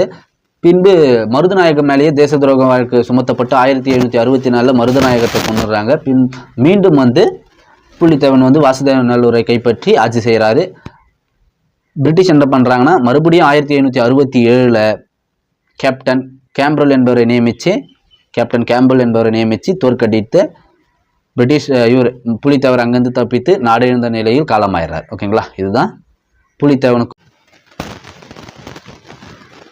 வேலுநாச்சியாருக்கும் ஆங்கிலேயருக்கும் நடந்த மோதல் தான் பார்க்க போகிறோம். வேலுநாச்சியார் எப்போ பிறக்கிறாங்க? 1730 ராமநாதபுரத்தில் பிறக்கிறாங்க. 1730 ராமநாதபுரத்தில் பிறக்கிறாங்க. அவருடைய தந்தை செல்லமுத்து சேதுபதி ராமநாதபுரத்துடைய மன்னர். அப்போ வேலுநாச்சியார் ராமநாதபுரத்துடைய இளவரசி. இது ஒரு ப்ரீவியஸ் இயர் கொஸ்டின். ராமநாதபுரத்தின் இளவரசி வேலுநாச்சியார். ஓகேங்களா. வேலுநாச்சியாருடைய தாய் சக்தி முத்தம்மாள். அவங்களுடைய தாய் பேர் என்ன? சக்தி முத்தம்மாள். செல்லமுத்து சேதுபதிக்கு, ராமநாதபுரம் மன்னர் செல்லமுத்து சேதுபதிக்கு பையன் கிடையாது, ஒரே ஒரு பெண் வாரிசு தான். அதனால் ஆண் வாரிசு இல்லைல்ல, அதனால் இவர் என்ன பண்ணுவார்னா, வளரி, சிலம்பம், தற்காப்பு கலை, குதிரை ஏற்றம், வில்வித்தை இதெல்லாமே அந்த போருக்கு தேவையான அனைத்து பயிற்சிகளும் வேலுநாச்சியாருக்கு அவர் சொல்லிக் கொடுப்பார். ஆங்கிலம், பிரெஞ்சு, உருது இந்த மொழிகளும் அவங்களுக்கு தெரியும். ஆங்கிலம், பிரெஞ்சு, உருது இந்த மொழியும் அவங்களுக்கு தெரியும். பாருங்க, குதிரையேற்றம், வில்வித்தை இதெல்லாமே அவங்க தெரிஞ்சு வச்சுருக்காங்க. இவங்களுக்கு 16 வயசுலேயே திருமணம் பண்ணிட்டு இருக்காங்க. சிவகங்கை மன்னர் 16 வயதில் சிவகங்கை மன்னரை திருமணம் பண்ணியிருக்காங்க. முத்து வடுகநாதர் என்பது தான் அவருடைய பெயர். முத்து வடுகநாதர் சிவகங்கை மன்னர். இவங்களுக்கு ஒரு குழந்தையும் பிறக்குது. அந்த பெயர் வந்து வெள்ளச்சி நாச்சியார். இந்த குழந்தை பெயர் வெள்ளச்சி நாச்சியார் என்ற ஒரு பெண் மகளையும் பெற்றெடுத்தார். சிவகங்கை மன்னர் இருக்கார்ல முத்து வடுகநாதர், இவரும் பிரிட்டிஷை எதிர்த்து தான் நின்னார். அதனால் பிரிட்டிஷ் வந்து இவரை தாக்கிறதுக்கும் ரெடியாக இருக்குது. சிவகங்கையை நம்ம கைப்பற்றணும்னு சொல்லிட்டு ரெடியாக இருக்குது. அதனால் இவங்க தாக்க போகிறாங்கன்னு தெரியுது. இதுலேயும் வந்து ஆற்காடு நவாப் கூட்டு தான். எப்படி பூலித்தேவருக்கு எதிர்க்க ஆற்காடு நவாப் வந்து தன்னுடைய சகோதரர் மாபுஸ்கானை அனுப்புகிறாரோ, அதே போல் ஆற்காடு நவாப் வந்து சிவகங்கை மன்னரான முத்து வடுகநாதரை தாக்க பிரிட்டிஷிடம் கூட்டு சேர்ந்துடுறாரு. ஓகேங்களா. இப்போ பிரிட்டிஷ் வந்து ஒரு தளபதியை நியமிக்குது. அவர் பேர் என்ன? கர்னல் பாஞ்சோர், லெப்டினன்ட் கர்னல் பாஞ்சோர். இவருடைய தலைமையில் தான் சிவகங்கையை இவங்க தாக்குறாங்க. குறிப்பாக காளையார் கோவில் என்ற இடத்துல 1772 அந்த அரண்மனையை இவங்க தாக்குறாங்க. லெப்டினன்ட் கர்னல் பாஞ்சோர் தலைமையில் கம்பெனி படைகளும் இணைந்து, ஆற்காடு நவாப்பும் இணைந்து காளையார் கோவில் அரண்மனையை தாக்கினர் 1772. இந்த தாக்குதலில் முத்து வடுகநாதர் கொல்லப்பட்டார். இப்போ வேலுநாச்சியார் இருக்காங்கல்ல, கணவர் இறந்துட்டாரு. இப்போ நம்ம என்ன பண்ணணும்? மகளும் இருக்கிறான். அப்போது இவங்க மகளோட தப்பிச்சு கோபாலநாயக்கருடைய பாதுகாப்பில் திண்டுக்கல் விருப்பாட்சிக்கு போயிடுறாங்க. இங்கே ஒரு 8 ஆண்டுகள் வாழறாங்க. 8 ஆண்டுகள் மறைந்து வாழறாங்க. பயந்து வாழலாம். ஆனால் ஏன்னா அந்த 8 ஆண்டுகளில் அவங்க ஒரு படையே உருவாக்கி தன்னுடைய கணவரை கொன்றவர்களையும் தன் நாட்டை மீட்பதையுமே அவங்க ஒரு குறிக்கோளாக வைத்து அந்த 8 ஆண்டுகளில் ஒரு படையை உருவாக்குறாங்க. பாருங்க, மறைந்து வாழ்ந்த காலத்தில் வேலுநாச்சியார் ஒரு படைப்பிரிவை உருவாக்கியோடு கோபாலநாயக்கர் மட்டுமல்லாமல் ஹைதர் அலியோடு கூட்டணியை ஏற்படுத்தி கொண்டார். 2 பேர் சப்போர்ட் பண்ணுறாங்க. ஒன்று கோபாலநாயக்கர், அவர் அரவணைப்பில் தான் வாழறாங்க. இன்னொருத்தர் ஹைதர் அலி ஏன் சப்போர்ட் பண்ணுறாரு? அவர் ஆல்ரெடி பிரிட்டிஷ் எதிர்த்து தானே இருக்காரு. அதனால் ஹைதர் அலி கிட்ட போயிட்டு வேலுநாச்சியார் ஹெல்ப் கேட்பாங்க, எனக்கு இது போல் சப்போர்ட் பண்ணுங்க அப்படின்னு ஒரு கடிதம் எழுதுறாங்க. அந்த கடிதத்தில் ஒரு 5000 காலைப்படைகளும் 5000 குதிரைப்படைகளும் எங்களுக்கு வேணும் அப்படின்னு சொல்லிட்டு எழுதுறாங்க. இது போல் பிரிட்டிஷ் வந்து என்னுடைய கணவரை கொன்னது, அதனால் நான் பிரிட்டிஷை பழி வாங்க போகிறேன், எப்படிலாம் பழி வாங்க போகிறேன், அந்த யூகம் எல்லாமே அந்த கடிதத்தில் சொல்லி அவங்க அந்த கடிதத்தை அனுப்புகிறாங்க. அந்த கடிதத்தை எழுதவர் யாருன்னா தளவாய் தாண்டவராயன், வேலுநாச்சியாருடைய இராணுவ தலைவர். இவர் தளவாய் தாண்டவராயன் தான் இந்த கடிதத்தை அனுப்புகிறாரு எழுதி. உருது மொழியில் எழுதப்படுது இந்த கடிதம், உருது மொழியில் எழுதப்படுகிறது. எப்படின்னா என்னுடைய கணவரை கொன்றவங்க அந்த அந்த விஷயத்தையும் எழுதுகிறாங்க. அதே போல் பிரிட்டிஷை நான் எப்படி அட்டாக் பண்ண போகிறேன், இந்த தகவல் எல்லாமே அந்த கடிதத்தில் இருக்குது. இது ஹைதர் அலி படிக்கிறாரு. படிச்சுட்டு வந்து இவங்களுடைய திறமையை கண்டு வைக்கிறார். இவங்களுடைய தைரியத்தையும் திறமையும் கண்டு ஹைதர் அலி பாராட்டுறாரு. ஏன்னா ஒரு பிரிட்டிஷை எதிர்த்து ஒரு பெண் வந்து இவ்வளோ வலிமையாக இருக்கிறாங்கன்னு சொல்லிட்டு அவங்க கேட்ட அந்த அனைத்து உதவிகளையும் கொடுக்க சொல்லிடுறாரு. 5000 காலப்படையும் 5000 குதிரைப்படையும் அவர் கேட்டிருக்காங்கல்ல, அவங்க அதெல்லாம் கொடுக்க சொல்லிட்டார். யார் கொடுத்தாங்கன்னா திண்டுக்கல் கோட்டை படைத்தலைவரான சைதி, திண்டுக்கல் கோட்டை படைத்தலைவரான சைதியிடம் சொல்கிறாரு, வேலுநாச்சியார் என்ன கேட்குறாங்களே அதெல்லாம் கொடுத்துருங்க அப்படின்னு சொல்லிட்டு யார் ஹைதர் அலி சொல்லிடுறாரு. ஆல்ரெடி கோபாலநாயக்கர் அவங்களுக்கு ஹெல்ப் பண்ணியிருக்காரு. அவங்களுடைய அனாவரப்பில் தான் வாழறாரு, வேலுநாச்சியார் வாழறாங்க. இப்போ வந்து ஹைதர் அலியும் ஹெல்ப் பண்ணுறாரு. இப்போ இவங்க ஒரு கூட்டணி அமைச்சிட்டாங்க. இந்த கூட்டணியோடய நம்ம சிவகங்கையை அட்டாக் பண்ணி நம்ம நாட்டை மீட்கணும், நம் கணவரை கொன்றவரை பழி வாங்கணும்னு சொல்லிட்டு ரெடியாக நிற்கிறாங்க. மருது சகோதரர்களும் ஹெல்ப் பண்ணுறாங்க. யார் மருது சகோதரர்கள்? இவங்களை பற்றி பின்னாடி நம்ம டீட்டெயிலாக பார்ப்போம். மருது சகோதரர் யாருன்னா சிவகங்கை மன்னர் முத்து வடுகனாரோட தளபதி தான் இவங்க, ஓகேங்களா? இந்த மருது சகோதரர்கள் இவங்களும் ஹெல்ப் பண்ணுவாங்க. ஏன்னா தங்களுடைய நாடு தானே சிவகங்கை, அதனால் மருது சகோதரம் ஹெல்ப் பண்ணுறாங்க. அவங்க வெயிட் பண்ணுறாங்க, விஜயதசமி வர வரைக்கும் வெயிட் பண்ணுறாங்க. அந்த விஜயதசமி நாளில் தான் அவங்க அட்டாக் பண்ணுறாங்க. ஏன்னா அப்போ தான் கதவுகள் திறக்கப்படும் சொல்லிட்டு வெயிட் பண்ணி அந்த நாளில் திண்டுக்கல் கோபாலநாயக்கர், ஹைதர் அலி, மருது சகோதரர்கள் இவங்க அனைவருமே இணைந்து சிவகங்கையை மீண்டும் மீட்கிறாங்க. சிவகங்கையை மீண்டும் கைப்பற்றிடுறாங்க, மீட்டுறாங்க, ஓகேங்களா? மருது சகோதரர்கள் உதவியோடு அரசியாக முடிச்சூட்டி கொண்டார் யார்? வேலுநாச்சியார். மருது சகோதரர்களின் உதவினால் அரசியாக முடிச்சூட்டி கொண்டார். பின்பு வந்து 1796 டிசம்பர் 25 அவங்க மறைஞ்சிடுறாங்க. சிவகங்கை மீட்டு அரசியாக மாறிட்டாங்க. அப்புறம் 1780 தான் சிவகங்கையை மீட்பாங்க. இங்கே நான் கொடுக்கலன்னு நினைக்கிறேன், நோட் பண்ணிக்கோங்க, நான் அப்டேட் பண்ணிடுறேன். இதில் 1780 தான் சிவகங்கையை மீட்பாங்க. ஏன்னா கணவர் 1772 கொண்டுடுவாங்க. 8 ஆண்டுகள் மறைஞ்சு வாஞ்சி 1780 சிவகங்கையை மீட்டுடுவாங்க. பின்பு வந்து ஒரு 16 ஆண்டுகள் வாழ்ந்திருக்காங்க, அரசியாக வாழ்ந்திருக்காங்க. பின்பு அவங்க 1796 டிசம்பர் 25 மறைஞ்சிடுறாங்க. ஆங்கிலேயரை எதிர்த்த முதல் இந்திய பெண் இவங்க தான். ஆங்கிலேயரை எதிர்த்த முதல் பெண் அரசியாக வேலுநாச்சியார் இருந்திருக்காங்க. ஓகேங்களா? இதுதான் வேலுநாச்சியாருக்கும் ஆங்கிலேயருக்கும் நடந்த சண்டை. இதில் குயிலி என்பவரை பற்றி நம்ம தெரிஞ்சிருக்கணும். குயிலி யார்? இந்த குயிலி எப்படி புலித்தேவருடைய போரில் நம்ம ஒண்டி வீரன் முக்கியவனார பார்த்தோமோ அதே போல் இந்த குயிலி என்பது யாருன்னா வேலுநாச்சியாரின் நம்பிக்கைக்குரிய ஒரு தோழி. இவங்க ஒரு படைப்பிரிவுக்கு தலைவராக இருக்காங்க. அந்த படைப்பிரிவு என்ன தலைமையேற்றிருக்காங்க. அந்த படைப்பிரிவு என்ன? உடையாள். குயிலி உடையாள் என்ற பெண்களின் படைப்பிரிவை தலைமையேற்று வழிநடத்தினார்.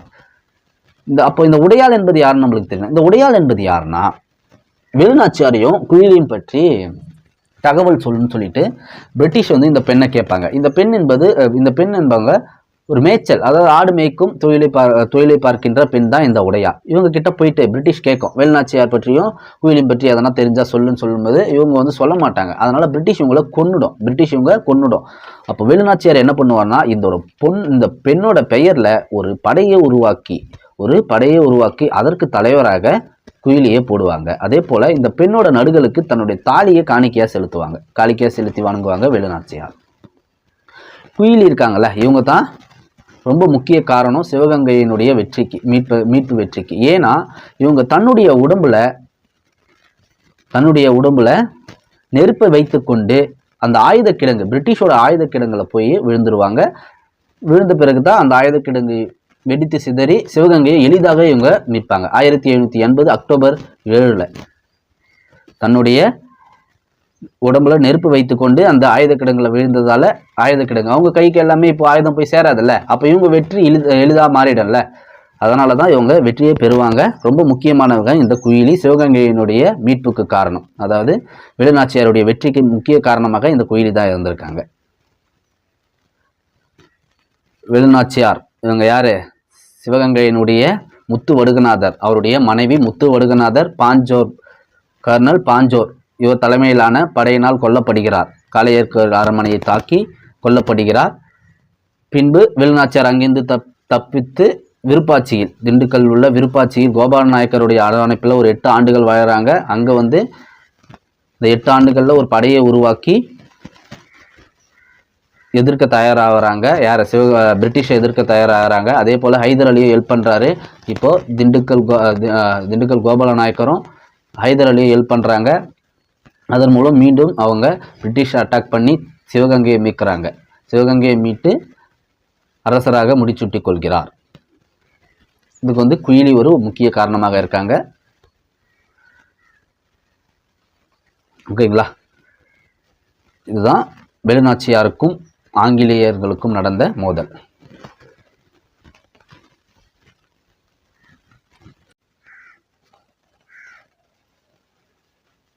அடுத்து வீரபாண்டிய கட்டபொம்மனுக்கும் ஆங்கிலேயருக்கும் இடையே நடந்த மோதல். வீரபாண்டிய கட்டபொம்மனுக்கும் பிரிட்டிஷுக்கு இருந்த மோதல் தான் நம்ம பார்க்க போறோம். வீரபாண்டிய கட்டபொம்மன் எப்ப பிறந்தார்? 1760 பிறந்தார். தந்தையாருடைய பெயர் ஜெக வீரபாண்டிய கட்டபொம்மன். தாயினுடைய பெயர் ஆறுமுகத்தம்மாள். மனைவியினுடைய பெயர் ஜக்கம்மாள். மனைவி பெயர் ஜக்கம்மாள். வீரபாண்டிய கட்டபொம்மனுக்கு தம்பிகள் இருக்காங்க. ஊமத்துறை செவத்தையா. இந்த ஊமத்துறை இருக்கார்ல, அவருடைய இயற்பெயர் என்பது குமாரசாமி. இது ஒரு ப்ரீவியஸ் இயர் கொஸ்டின். ஊமத்துறைய இயற்பெயர் குமாரசாமி. இப்போ வழக்கம் போல தந்தை இறந்த பிறகு கட்டபொம்மன் ஆட்சி பொறுப்பை ஏற்கிறார். அப்போ அவருடைய வயது 30 வயது. கட்டபொம்மனுடைய வயது 30 வயது. இவங்க வந்து தெலுங்கை பாரம்பரியமாக கொண்டவர்கள். இவங்க வந்து தெலுங்கை சேர்ந்தவர்கள் சொல்லுவாங்க. இதை இங்கே கொடுத்துருக்க மாட்டேன், நீங்கள் நோட் பண்ணிக்கோங்க. 30 வயதுல இவர் தந்தை இறப்புக்கு பின் பாளையக்காரராக பொறுப்பேற்கிறார். சரி, இவர் எப்படிப்பட்ட குணம் கொண்டவர்? இவர் ஒரு அமைதியான குணம் கொண்டவராங்க. அமைதியை விரும்பும் மனம் கொண்டவர் என்று பிரிட்டிஷ் நிர்வாகிகளை பதிவு செஞ்சிருக்காங்க. குறிப்பா இந்த ஜேம்ஸ் லண்டன், காலிம் ஜாக்சன் என்ற பிரிட்டிஷ் நிர்வாகிகளை அமைதியை விரும்பும் மனம் கொண்டவர் கட்டபொம்மன் என்ற பதிவை சொல்லியிருக்காங்க. இருந்தாலும் கூட தொடர்ந்து நடந்த சம்பவங்கள் கட்டபொம்மனுக்கும் கிழக்கிந்திய கம்பெனிக்கும் மோதலை ஏற்படுத்தியிருக்கு. இங்கிருந்து தாக்குதல் மோதல்கள் தொடங்குது. ஆற்காடு நவாப் நம்ம ஆல்ரெடி பார்த்துருக்கோம். பூலித்தேவனுக்கும் வேலுநாச்சியாருக்கும் இடையே நடந்த மோதல்ல இந்த ஆற்காடு நவாப் பிரிட்டிஷோட கூட்டு சேர்ந்து இருப்பார். அதே போலதான் இங்கேயும் கட்டபொம்மனுக்கு எதிராக ஆற்காடு நவாப்பும் பிரிட்டிஷும் கூட்டு சேருது. இங்கிருந்து தான் நம்ம மோதலை ஸ்டார்ட் பண்றாங்க. இங்க பாருங்க, 1781 பிரிட்டிஷ் கம்பெனியும் நவாப்பும் ஒரு உடன்படிக்கை மேற்கொள்றாங்க. கிழக்கிந்திய கம்பெனியும் நவாப்பும் ஒரு உடன்படிக்கை மேற்கொள்றாங்க. என்னன்னா 6ல் 1 பங்கு வரி வாங்கி அதை அந்த 1 பங்கு என்ன பண்ணனா 6ல் 1 பங்கு வரிய நவாப் இருக்காங்கல்ல அவங்களுடைய குடும்ப பராமரிப்புக்கு கொடுக்கணும்னு சொல்லிட்டு சொல்றாங்க. இதை கட்டபொம்மன் ஆதரிப்பாரா? இல்ல, கண்டிப்பா எதிர்க்கிறார். கட்டபொம்மன் எதிர்க்கிறார். அந்த வரி வாங்க உரிமை இருக்குல்ல, அது யாருக்கிட்ட கொடுக்கப்படுதா? பிரிட்டிஷ் தான் அந்த வேலையை செய்யறாங்க. வரியை கட்டபொம்மன் என்ற வாங்குற வேலையை பிரிட்டிஷ் செய்யறாங்க. பிரிட்டிஷ் ஒரு அதிகாரியை நியமிக்கிறாங்க. அந்த அதிகாரி பெயர் தான் ஜாக்சன். ஒரு திமிரு கொண்ட ஆணவம் கொண்ட அதிகாரி இந்த ஜாக்சன். இவரை தான் நியமிக்கிறாங்க பிரிட்டிஷ். நீ தான் கட்டபொம்மன் கிட்ட வரி வாங்கணும்னு சொல்லிட்டு. இருந்தாலும் என்ன பண்றான்னா 1798 இந்த காலகட்டத்தில் கட்டபொம்மன் எவ்வளவு வரி செலுத்தணும்னு பார்க்குறான். 3310 பக்கோடா வரி செலுத்தணும்னு சொல்லிட்டு கட்டபொம்மனுக்கு சொல்றான். 3310 பக்கோடா கட்டபொம்மன் நிலுவைத் தொகை வச்சிருக்காரே, அதை செலுத்த வேண்டும் சொல்லிட்டு 1798 இந்த ஜாக்சன் சொல்றான். ஆனா கட்டபொம்மன் என்ன சொல்றாரு? நான் அவ்வளோலாம் செலுத்தக்கூடாது, இது ரொம்ப பெரு தொகையா இருக்குது, நான் அவ்வளோ தொகைலாம் செலுத்தக்கூடாது, அதோட கம்மியான தொகை தான் செலுத்தணும்னு சொல்லிட்டு கட்டபொம்மன் வாதிடுறாரு. ஆனா ஜாக்சன் என்ன சொல்றானா, நீ சப்போஸ் செலுத்தலனா ராணுவத்தை அனுப்பி நீ வரி செலுத்த வைப்பேன், உன்னை மிரட்டி ராணுவத்தை அனுப்பி வரி செலுத்த வைப்பேன்னு சொல்லிட்டு அந்த ஆணவம் கொண்ட அந்த அதிகாரி சொல்றான். ஆனா இது ரொம்ப வந்து ஆணவமான செயல்னு சொல்லிட்டு மதராஸ் அரசாங்கமே இதை தடுக்குது. அப்போ மதராஸ் அரசாங்கத்துக்கே தெரியுது இந்த ஜாக்சனுடைய திமிருதனம், இது ரொம்ப ஆணவம் கொண்ட ஒரு அதிகாரின்னு சொல்லிட்டு இந்த மதராஸ் அரசாங்கத்துக்கே புரிய வருது. ஏன் இதை இங்க சொல்றேன்னா உங்களுக்கு பின்னாடி தெரியும். ஓகேங்களா? மதராஸ் அரசாங்கத்துக்கே புரிய வருது இவருடைய திமிரு ஆணவலாம்.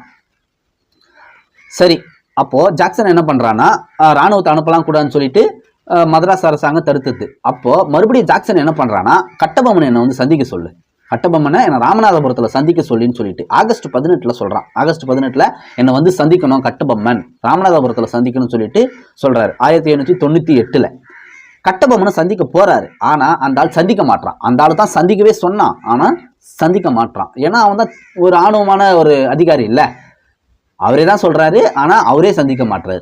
மறுபடியும் இந்த ஜாக்சன் வந்து குற்றாலம், ஸ்ரீவில்லிபுத்தூர் இங்கெல்லாம் சுற்றுப்பயணம் போகிறான். அந்த இடத்துலலாம் போய் சந்திக்கலாம்னு சொல்லிட்டு ஜாக்சன் அங்கேயும் தொடர்ந்து பின்னாடி போகிறார். அங்கேயும் சந்திக்க மாட்டான் இந்த ஜாக்சன். சரி, கடைசியாக செப்டம்பர் 19 ஆகஸ்ட் 18 சந்திக்க சொல்கிறாங்க. ஆனால் அந்த ஆள் சந்திச்சதுன்னா செப்டம்பர் 19 ராமநாதபுரத்தில் கட்டபொம்மனை சந்திக்கிறார். ராமநாதபுரத்துக்கு கட்டபொம்மன் வராரு, ஜாக்சன் சந்திக்கிறான். யார? கட்டபொம்மனை. அந்த இடத்துல தான் ஆணுவத்தின் மொத்த உருவமாக ஜாக்சன் இருந்திருக்கான். ஜாக்சன் ஆணுவத்தின் மொத்த உருவமாக இருந்திருக்கான். 3 மணி நேரம் கட்டபொம்மன் நிற்க வச்சப்பட்டிருக்காரு. 3 மணி நேரம் கட்டபொம்மன் அங்கே நின்று இருக்காரு. ஒரு பாளையக்காரர் அவர் ஒரு அரசர். அவரை 3 மணி நேரம் அவமதிச்சிருக்கா நிற்க வச்சு. அங்கே போக போக வந்து பிரச்சனை ஏற்படும் சூழல் ஏற்படுது. போக போக பிரச்சனை ஏற்படும் சொல்லிட்டு கட்டபொம்மனுக்கும் தெரியுது. கூட வந்து சிவசுப்பிரமணியன் என்ற அமைச்சரும் கூட போயிருக்காரு. இவங்க 2 பேருக்குமே தெரியுது இது பிரச்சனையா மாறப்போகுது, எங்க மோதல் வெடிக்க போகுதுன்னு 2 பேருக்குமே தெரிஞ்சிச்சு. சரி, இங்கிருந்து நம்ம தப்பிச்சு ஆகணும், இல்லைன்னா பிரச்சனை ரொம்ப பெருசாகணும்னு சொல்லிட்டு தப்பிக்க முயற்சிக்கிறாங்க. அங்க ஊமத்துறை வராரு. கட்டபொம்மனுடைய தம்பி ஊமத்துறை வந்துடுறாரு. வந்து கட்டபொம்மனை தப்பிக்க விட்டுறாரு. சிவசுப்பிரமணியம் அங்க அரெஸ்ட் ஆயிடுறாரு. சிவசுப்பிரமணியம் கைது பண்ணிடுறாங்க. கட்டபொம்மன் தப்பிச்சிடறாரு, ஊமத்துறையும் தப்பிச்சிடறாரு. அந்த தாக்குதலின் போது ஒரு அதிகாரி கொல்லப்படுறாரு. யாரு? பிரிட்டிஷருடைய ஒரு அதிகாரி கொல்லப்படுறார். அவருடைய பெயர் என்னன்னா லெப்டினன்ட் கிளார்க். லெப்டினன்ட் கிளார்க் வந்து கொல்லப்படுறாரு. அவரோட சில வந்து காவலாளிகளும் கொல்லப்படுறாங்க. இங்க பாருங்க, ஊமத்துறை தனது ஆட்களோடு கோட்டைக்குள் வந்து கட்டபொம்மன் தப்ப முயன்றார். அமைச்சர் சிவசுப்பிரமணியன் கைது செய்யப்படுகிறார். தப்ப முயல்வார், ஆனா முயன்றார், ஆனா அவர் வந்து அரெஸ்ட் பண்ணிடுவாங்க. சிவசுப்பிரமணியன் கைது செய்யப்பட்டார். இப்போ அவங்க வந்து கட்டபொம்மன் தப்பிச்சிட்டார்ல, ஆனா அவர் ரொம்ப அங்க அவமானப்படுத்தியிருக்காங்க. அவருடைய அமைச்சரையும் அரெஸ்ட் பண்ணியிருக்காங்க. அவருடைய அமைச்சரையும் அங்க அரெஸ்ட் பண்ணியிருக்காங்க. இப்ப இது நடந்த விஷயம் எல்லாத்தையும் கட்டபொம்மன் என்ன பண்றாருன்னா கடிதமாக எழுதுறாரு. அங்க நடந்த தனக்கு நேர்ந்த அவமானங்களையும் தன்னுடைய அமைச்சர் கைது செய்யப்பட்ட நிகழ்வையும் ஒரு கடிதத்துல எழுதி மதராஸ் அரசாங்கத்துக்கு தெரிவிக்கிறாரு. பிரிட்டிஷ் கவர்மெண்டான மதராஸ் அரசாங்கத்துக்கு அவர் தெரிவிக்கிறாரு. மதராஸ் அரசாங்கம் என்ன பண்ணுதுன்னா ஒரு குழு ஒன்று அமைக்குது. William Brown, William Oram, John Casamajor இவங்க அடங்கிய ஒரு குழுவை அந்த மதராஸ் அரசாங்கம் வந்து அமைக்குது. நீங்க வந்து கட்டபொம்மனை அந்த குழுக்கு முன்னாடி ஆஜராகுங்க. கட்டபொம்மனையும் சொல்லுது, ஜாக்சனையும் 2 பேரையும் வந்து ஆஜராகி என்ன நடந்தது, ராமநாதபுரத்துல அங்க என்ன அன்னைக்கு நடந்ததுன்னு சொல்லிட்டு 2 பேரையும் விசாரிக்கிறாங்க. 2 பேருமே சொல்றாங்க கட்டபொம்மன் அவங்க பாருங்க எப்போ வந்து அவங்க விசாரிக்க ஆஜராகினாங்கன்னா 1798 டிசம்பர் 15 2 பேருமே ஆஜராகி குழுவின் மீன் விளக்கம் கொடுக்குறாங்க. என்ன நடந்ததுன்னு விளக்கம் கொடுக்குறாங்க. முழுமையா விசாரிக்கிறாங்க. விசாரணையில் என்ன நடக்குதுன்னா கட்டபொம்மன் சைடு தப்பில்லை, கட்டபொம்மன் குற்றவாளி அல்ல என்று தீர்ப்பு கொடுக்குறாங்க. ஓகேங்களா? அப்போ சிவசுப்பிரமணியன் ரிலீஸ் பண்ணிடுறாங்க. ஆளுநர் எட்வர்ட் கிளைவ் வந்து சிவசுப்பிரமணியன் ரிலீஸ் பண்ணிடுறாரு.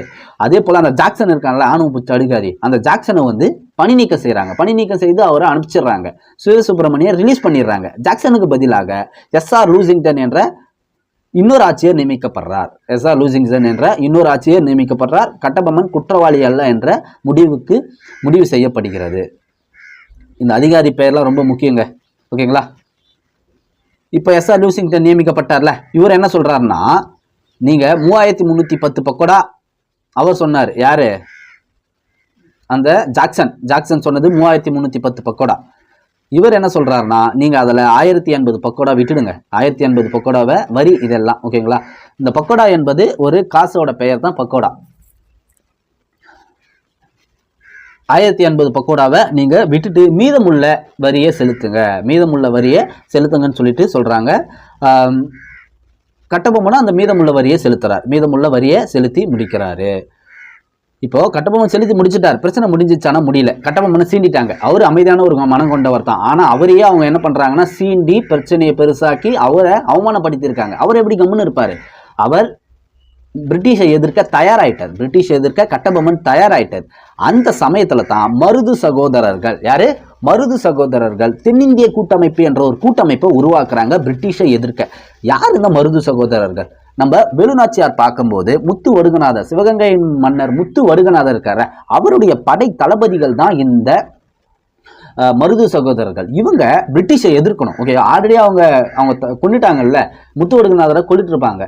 அந்த கோபத்தில் அவங்க இன்னும் இருப்பாங்கல்ல. அதனால மருது சகோதரர்கள் பிரிட்டிஷை எதிர்க்கணும்னு சொல்லிட்டு ஒரு கூட்டமைப்பு உருவாக்குறாங்க, தென்னிந்திய கூட்டமைப்பு. இந்த கூட்டமைப்புல திண்டுக்கல் கோபால நாயக்கர், ஆனைமலை யாதவ நாயக்கர் அங்க அருகையில் இருந்த அந்த கூட்டமைப்பு பாளையங்கள்ல ஒன்று சேர்த்து தென்னிந்திய கூட்டமைப்பு என்ற ஒரு கூட்டமைப்பை உருவாக்குறாங்க. இதன் தலைவராக மருதுபாண்டியர்களே அதன் தலைவராக செயல்படுறாங்க. திருச்சிராப்பள்ளி அறிக்கை தயாரிக்கப்பட்டது. இந்த கூட்டமைப்பு உருவாக்குனது கட்டபொம்மனுக்கு ரொம்ப சப்போர்ட் ஆயிடுச்சு. கட்டபொம்மனுக்கு ஆர்வத்தை தூண்டிச்சு. பிரிட்டிஷை நம்ம மட்டும் எதிர்க்க வேணாம், ஒரு கூட்டமைப்பை உருவாக்கிறார், அந்த கூட்டமைப்பில் நம்மளை பிரிட்டிஷை ஈஸியாக எதிர்க்கணும் அப்படின்னு சொல்லிட்டு கட்டபொம்மன் தயாராகிட்டாரு. கூட்டமைப்பு இணைய அவரும் ரெடி ஆயிட்டாரு. மருது சகோதரர்களும் போய் நம்ம கட்டபொம்மனை சந்திச்சு கூட்டமைப்பில் நம்மளும் இணைச்சிக்கணும்னு சொல்லிட்டு மருது சகோதரர்களும் தயாராகிட்டாங்க. இப்போ இந்த எஸ்ஆர் லூசிங்டன் இருக்கான்ல, இந்த எஸ்ஆர் புதிய ஆட்சியர், அவர் என்ன பண்ணாருன்னா மருது சகோதரர்கள் கட்டபொம்மனை சந்திக்க கூடாதுன்னு சொல்லிட்டு தடுக்கிறார். லூசிங்டன் தடுக்கிறாரு, நீங்க கட்டபொம்மனை பார்க்க கூடாது அப்படின்னு சொல்லிட்டு. ஆனா அதே மீறி மருது சகோதரர்கள் போய் பார்த்து கட்டபொம்மனை கூட்டணிக்கு எடுத்துன்னு வராங்க. கட்டபொம்மனை கூட்டணிக்கு கூட்டணிக்கு கொண்டுன்னு வந்துட்டாங்க. அந்த தென்னிந்திய கூட்டமைப்புல கட்டபொம்மனும் வந்துட்டாரு. கட்டபொம்மன் என்ன பண்ணாருன்னா இவர் நம்ம இன்னொரு பாளையத்தையும் சேர்க்கணும்னு நினைக்கிறார். இங்கதான் பிரிட்டிஷுக்கும் கட்டபொம்மனுக்கும் பிரச்சனை மறுபடியும் ஸ்டார்ட் ஆகுது. இவர் என்ன பண்றாருன்னா சிவகிரி பாளையத்தை நம்ம இந்த கூட்டத்தோட இணைக்கணும், இந்த கூட்டமைப்போட இணைக்கணும்னு சொல்லிட்டு கட்டபொம்மன் என்ன பண்றாருன்னா முயற்சி மேற்கொள்றார். ஃபர்ஸ்ட் பேசி பார்க்கிறாரு, முடியல, அவங்க வரமாட்டாங்க. அடுத்து என்ன பண்றாருன்னா இவர் தாக்குதல் நடத்துறார். சிவகிரி பாளையத்தை மிரட்டி நம்ம கூட்டமைப்புக்குள்ள எடுத்துன்னு வரணும்னு நினைக்கிறார். ஆனா இங்க பிரச்சனை என்னன்னா சிவகிரி பாளையம் பிரிட்டிஷுக்கு கப்பம் கட்டுற ஒரு பாளையம். சிவகிரி பாளையம் பிரிட்டிஷுக்கு கப்பம் கட்டிட்டு இருக்கு. பிரிட்டிஷுக்கு கப்பம் கட்ட சொல்ல அந்த பாளையத்தின் மீது தாக்குதல் நடத்தினா பிரிட்டிஷ் மீது தாக்குதல் நடத்துறதுக்கு சமம் தானே.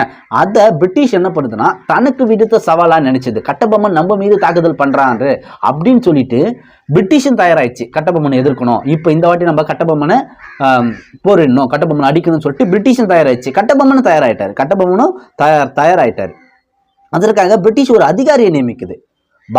மேஜர் பானர்மேன் என்ற ஒரு அதிகாரியை பிரிட்டிஷ் நியமிச்சுட்டு ஒரு கடிதத்தை அனுப்புறாரு. அந்த பானர்மேன் 1799 செப்டம்பர் 1 ஒரு கடிதத்தை எழுதி அனுப்புறாரு.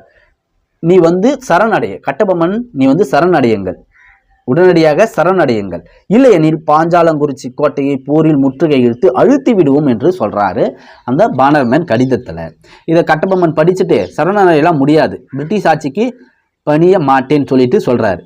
நான் என் நாட்டின் சுதந்திரத்திற்காக பிறந்தேன், ஆங்கிலேயர் ஆட்சிக்கு நான் சரணடைய மாட்டேன் என்று இவர் மறுபதில் கூறி அனுப்புறாரு.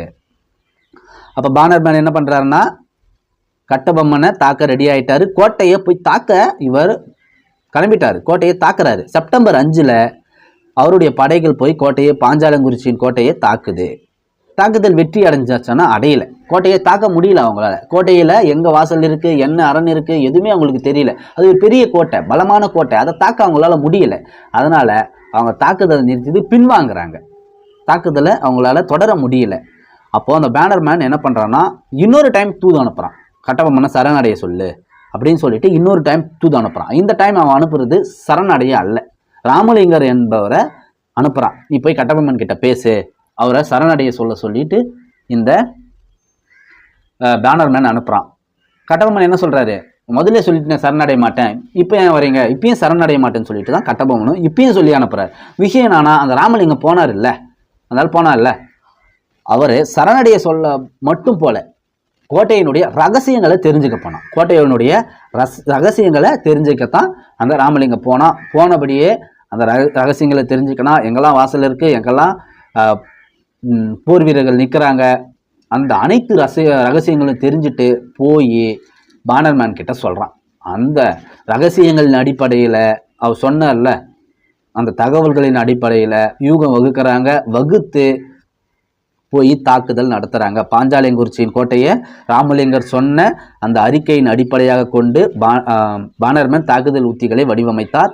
தாக்குதல் நடத்தப்பட்டது. தாக்குதல் நடத்தலின் போது கோலர்பட்டியில் சிவசுப்பிரமணியன் கைது செய்யப்படுகிறார். கோட்டை தாக்குதலுக்கு ஆளாகிவிட்டது. பாஞ்சாலங்குறிச்சி பிரிட்டிஷார் கையில் போற நிலைமைக்கு வந்துச்சு.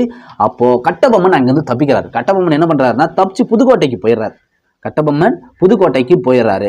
புதுக்கோட்டையில் புதுக்கோட்டைக்கு போயிட்டார்ல, இப்போ அவர் யாரெல்லாம் காட்டி கொடுக்குறாங்கோ அவங்களுக்கு நாங்கள் பணம் தரோம்னு சொல்லிட்டு வெகுமதி வைக்கிறாங்க. வெகுமதியை பிரிட்டிஷ் நிர்ணயிக்குது. இந்த புதுக்கோட்டையில் இருக்கார்ல, அந்த புதுக்கோட்டை பாளையக்காரர் துரோகம் பண்ணுறார். புதுக்கோட்டை பாளையக்காரர் துரோகத்தை பண்ணுறார். அதே போல் எட்டயபுர பாளையக்காரரும் துரோகம் பண்ணுறார். எட்டயபுர பாளையக்காரர் என்ன சொல்கிறாருன்னா, கட்டபொம்மன் நம்பியிருந்தார், எட்டயபுரம் நம்மளுக்கு சப்போர்ட் பண்ணுவாங்க அப்படின்னு சொல்லிட்டு நம்பியிருந்தார். யார்? கட்டபொம்மன். ஆனால் அவங்களும் துரோகம் பண்ணுறாங்க. புதுக்கோட்டைக்காரர்களும் பாளையக்காரரும் காட்டி கொடுத்துட்றாரு. இப்போ கட்டபொம்மன் இறுதியில் பிடிக்கப்பட்டார். துரோகம் இயக்கப்பட்டு கட்டபொம்மன் இறுதியில் பிடிக்கப்பட்டார். சிவசுப்பிரமணியம் இருக்கார்ல, இவர் நாகலாபுரத்தில் செப்டம்பர் 13 அன்று தூக்கிலிடப்பட்டார். இவரை அரெஸ்ட் பண்ணி தூக்கில் போட்டாங்க. செப்டம்பர் 13 நாகலாபுரத்தில் தூக்கில் போட்டாங்க. அரெஸ்ட் பண்ணிட்டாங்க. யாரை? கட்டபொம்மனை அரெஸ்ட் பண்ணிட்டாங்க. 16ஆம் தேதி அவரை கூட்டுட்டு வராங்க. கூட்டுட்டு வந்து விசாரணை பண்ணுறாங்க. நடந்தது எல்லாத்தையும் ஒத்துக்கின்னு நீ மன்னிப்பு கேளுன்னு சொல்லிட்டு கட்டபொம்மன் கிட்ட கேட்குறாங்க. கட்டபொம்மன் நடந்த எதையும் அவர் இல்லைன்னு சொல்லலை. எல்லாத்தையும் நான் தான் பண்ணேன், மன்னிப்புலாம் எதுவும் கேட்க முடியாதுன்னு சொல்லிட்டு தைரியமாக நடந்த அனைத்து குற்றங்களையும் ஒத்துக்கொண்டார். ஒத்துக்கொண்டதால் பிரிட்டிஷ் என்ன பண்ணுதுன்னா, திருநெல்வேலிக்கு அருகே உள்ள கயத்தாரின் பழைய கோட்டைக்கு முன்பாக புளிய மரத்தின் சக பாளையக்காரர்கள் முன்னிலையில் கட்டபொம்மன் 1799 அக்டோபர் 16 தூக்கிலிடப்பட்டார். எந்த குற்றத்தையும் மறுக்காமல் ஒற்றுக்கொண்டு சரணடையாமலும் மன்னிப்பு கேட்காமலும் இவர் தைரியமாக நின்ற காரணத்தினால் பிரிட்டிஷார் அவர்களால் திருநெல்வேலிக்கு அருகே உள்ள கயத்தாரின் பழைய கோட்டைக்கு முன்பாக புளிய மரத்தின் சக பாளையக்காரர்கள் முன்னிலையில் கட்டபொம்மன் தூக்கிலிடப்பட்டார் 1799 அக்டோபர் 14 அன்று. இதாங்க கட்டபொம்மனுக்கும் பிரிட்டிஷாருக்கும் நிறைய நடந்த மோதல். புரிஞ்சிருக்குன்னு நினைக்கிறேன்.